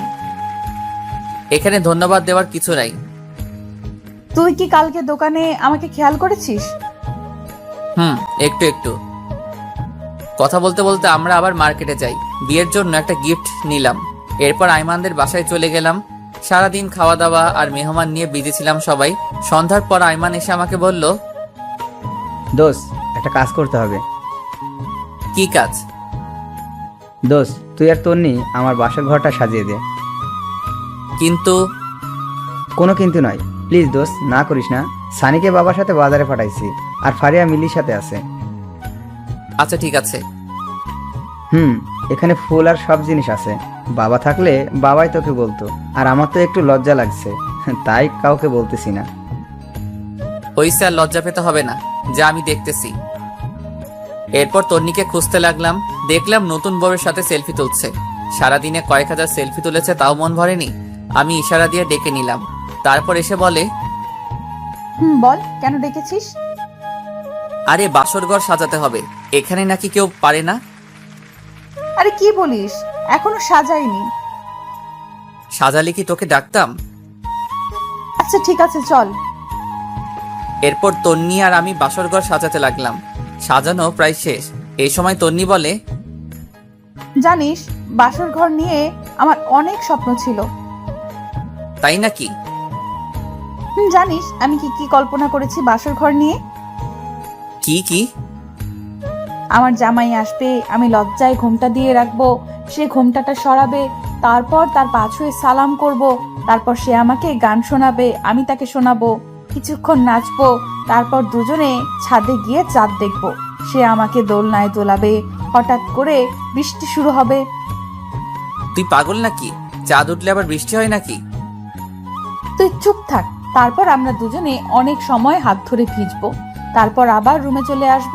আমি তার বুকে মাথা রেখে ঘুমিয়ে পড়বো। আমি তন্নির কথাগুলো শুনে একটু অভিমানের ভঙ্গিতে দাঁড়িয়ে দাঁড়িয়ে আয়মানের বাসর ঘরে গোলাপ ফুল ছিটাচ্ছি। আমার এমন মুখ দেখে তন্নি বলে, কিরে, তোর আবার কি হলো? কই কিছু না। মুখটা এমন প্যাঁচার মতো করে রাখছিস কেন? সবার কপালে কি আর বাসর রাত থাকে? অবাগাতের কপালে তো কিছুই থাকে না। হয়েছে, আর ঢং করতে হবে না। এই নে, এটা ধর। কি এটাতে? শেরওয়ানি। আমরা এখন বাসায় যাব, আমরাও বাসর ঘর করব। কি? আমি একটা লাল বেনারসি পরবো, তুই 30 মিনিট পর রুমে যাবি। 30 মিনিট কি করবি? এত কথা তোর জানতে হবে না, যেটা বলেছিস সেটা। আচ্ছা ঠিক আছে, কিন্তু এত কিছু তুই কখন করলি? সারপ্রাইজ কি তুই একাই দিতে পারিস? আমি পারি না? আমি আর ফারিয়া মিলে করে এসেছি। এখন যা, একটা গাড়ি ঠিক কর, বাসায় যাব। ওকে। একটা সিএনজি নিয়ে আমি আর তন্নি তাড়াতাড়ি বাসায় গেলাম। আমি শেরওয়ানি পরে রেডি হয়ে আছি। কখন 30 মিনিট হবে ঘড়ির দিকে তাকিয়ে আছি। অবশেষে 30 মিনিট হলো। আমি বাসর ঘরে যাচ্ছি। কেমন যেন লজ্জা লাগছে। সবসময় থাকি, তবু আজকে কেমন যেন লাগছে। দূর, এত শরম দিয়ে লাভ নেই, আগে ভিতরে যাই। আস্তে করে দরজাটা খুলে ভিতরে গেলাম। তন্নি বড় একটা ঘোমটা দিয়ে বসে আছে। আমি গিয়ে ঘোমটা উঠালাম। তন্নি খাট থেকে নেমে আমার পা ছুঁয়ে সালাম করলো। আমি বললাম, বেঁচে থাকো মা, স্বামী সংসার নিয়ে অনেক সুখী হও মা। হাই হাই, এটা কি বললাম? মা কেন বললাম? তন্নি একটা গুতা দিয়ে বলে, এই কুত্তা, আমি তোর মা? এই না না, ভুল হয়ে গেছে, আর বলবো না। এই নে কান ধরলাম। ওকে, এখন একটা গান শোনা। এই আমি তো গান পারি না। কি বললি? আচ্ছা শোনাচ্ছি। ওকে। বন্ধু তুই লোকাল বাস রে, বন্ধু তুই লোকাল বাস, আদর করে ঘরে তোল ঘর দইরা নামাস। এই হারামি, এটা কি গান? আরে মমতাজ খালামনির গান। রাখ তোর মমতাজ খালা, ভালো গান গা, নইলে ধাক্কা দিয়ে বাহির করে দিব। এরপর আমি শীতল বাতাসে দেখেছি তোমায়, এই গানটা শোনালাম। তন্নিও একটা রবীন্দ্রসঙ্গীত শোনালো। মেয়েটার গলা বেশ ভালো। এরপর বলল, আয় একটু নাচি। ধুর, আমি নাচ পাই না। হালকা নাচ, যেমন তেরি মেরি গানটাতে হালকা নাচি। আয়। আমি তো সানি লিওন আর উর্বাশীর গান ছাড়া নাচতে পারি না। মায়ের খাবি কিন্তু। এরপর উড়া ধরা কিছুক্ষণ নাচ দিলাম। আমি তো হাসতে হাসতে শেষ। তন্নি বলল, চল ছাদে যাব। ঠিক আছে চল। এইভাবে না, আমাকে কোলে নিয়ে চল। কি আর করা, ওকে কোলে নিয়ে ছাদে গেলাম। একটু পর বললাম, এই তুই কি খাস? ওরে আল্লাহ, এত ওজন তুই! আর একটু হলে তো মারাই যেতাম। তন্নি কিছু না বলে আমার একটা হাত ধরে হাঁটতে লাগলো। আমারও অসম্ভব ভালো লাগা শুরু হলো। এরপর আমি তন্নিকে কোলে নিয়ে পুরো ছাদ ঘুরলাম। একটু পর শুরু হলো ঝুম বৃষ্টি। তন্নির ইচ্ছাটা উপরওয়ালা পূরণ করে দিল। দুজনে অনেক সময় ভিজলাম। হঠাৎ একটা বাজ পড়ার সাথে সাথে তন্নি আমাকে জড়িয়ে ধরলো। এভাবে কিছুক্ষণ চলার পর দুজনে নিচে চলে আসলাম। তন্নি ভেজা কাপড় চেঞ্জ করে আসলো, আমিও আসলাম। একটু পর বললাম, এই শোন, আমরা ফ্রেন্ড ছিলাম ঠিক আছে, কিন্তু এখন তো স্বামী স্ত্রী হয়ে গেছি। এখন আর তুই করে বলবো না, তুমি করে বলবো। ধুর না, আমি তুই করেই বলবো। কিন্তু কেন? আচ্ছা ঠিক আছে, সবার সামনে তুমি করে বলবো, আর এমনিতে তুই করে বলবো। আচ্ছা ঠিক আছে। আচ্ছা শোন, আমার না অনেক ইচ্ছা আমার টুইন বেবি হবে। তাই নাকি? তাহলে তো আমাকে ডাবল কষ্ট করতে হবে। কেন? একটা ছেলের জন্য যে কষ্ট করতে হবে, দুজনের জন্য তো ডাবল কষ্ট করতে হবে, তাই না? এই, তোর মতলব কিন্তু আমি বুঝে গেছি। তাই নাকি? তাহলে তো ভালো। এই খবরদার কাছে আসবি না। আসলে কি হবে শুনি? আমি আস্তে আস্তে আগাতে লাগলাম আর তন্নি পিছাতে লাগলো। পিছাতে পিছাতে একসময় খাটের উপর গিয়ে পড়ে যায়। তন্নি লজ্জায় লাল হয়ে যায়, একটা কাপড় দিয়ে মুখ ঢেকে ফেলে। আমি কাপড়টা সরিয়ে ওর মিষ্টি মাখা ঠোঁটে আস্তে করে আমার ঠোঁট বসাই দিলাম। তারপর দুজনে হারিয়ে গেলাম অজানা এক রাজ্যে। থামেন, অনেক কিছু দেখে ফেলেছেন, এবার আমাদের একটু একা থাকতে দেন।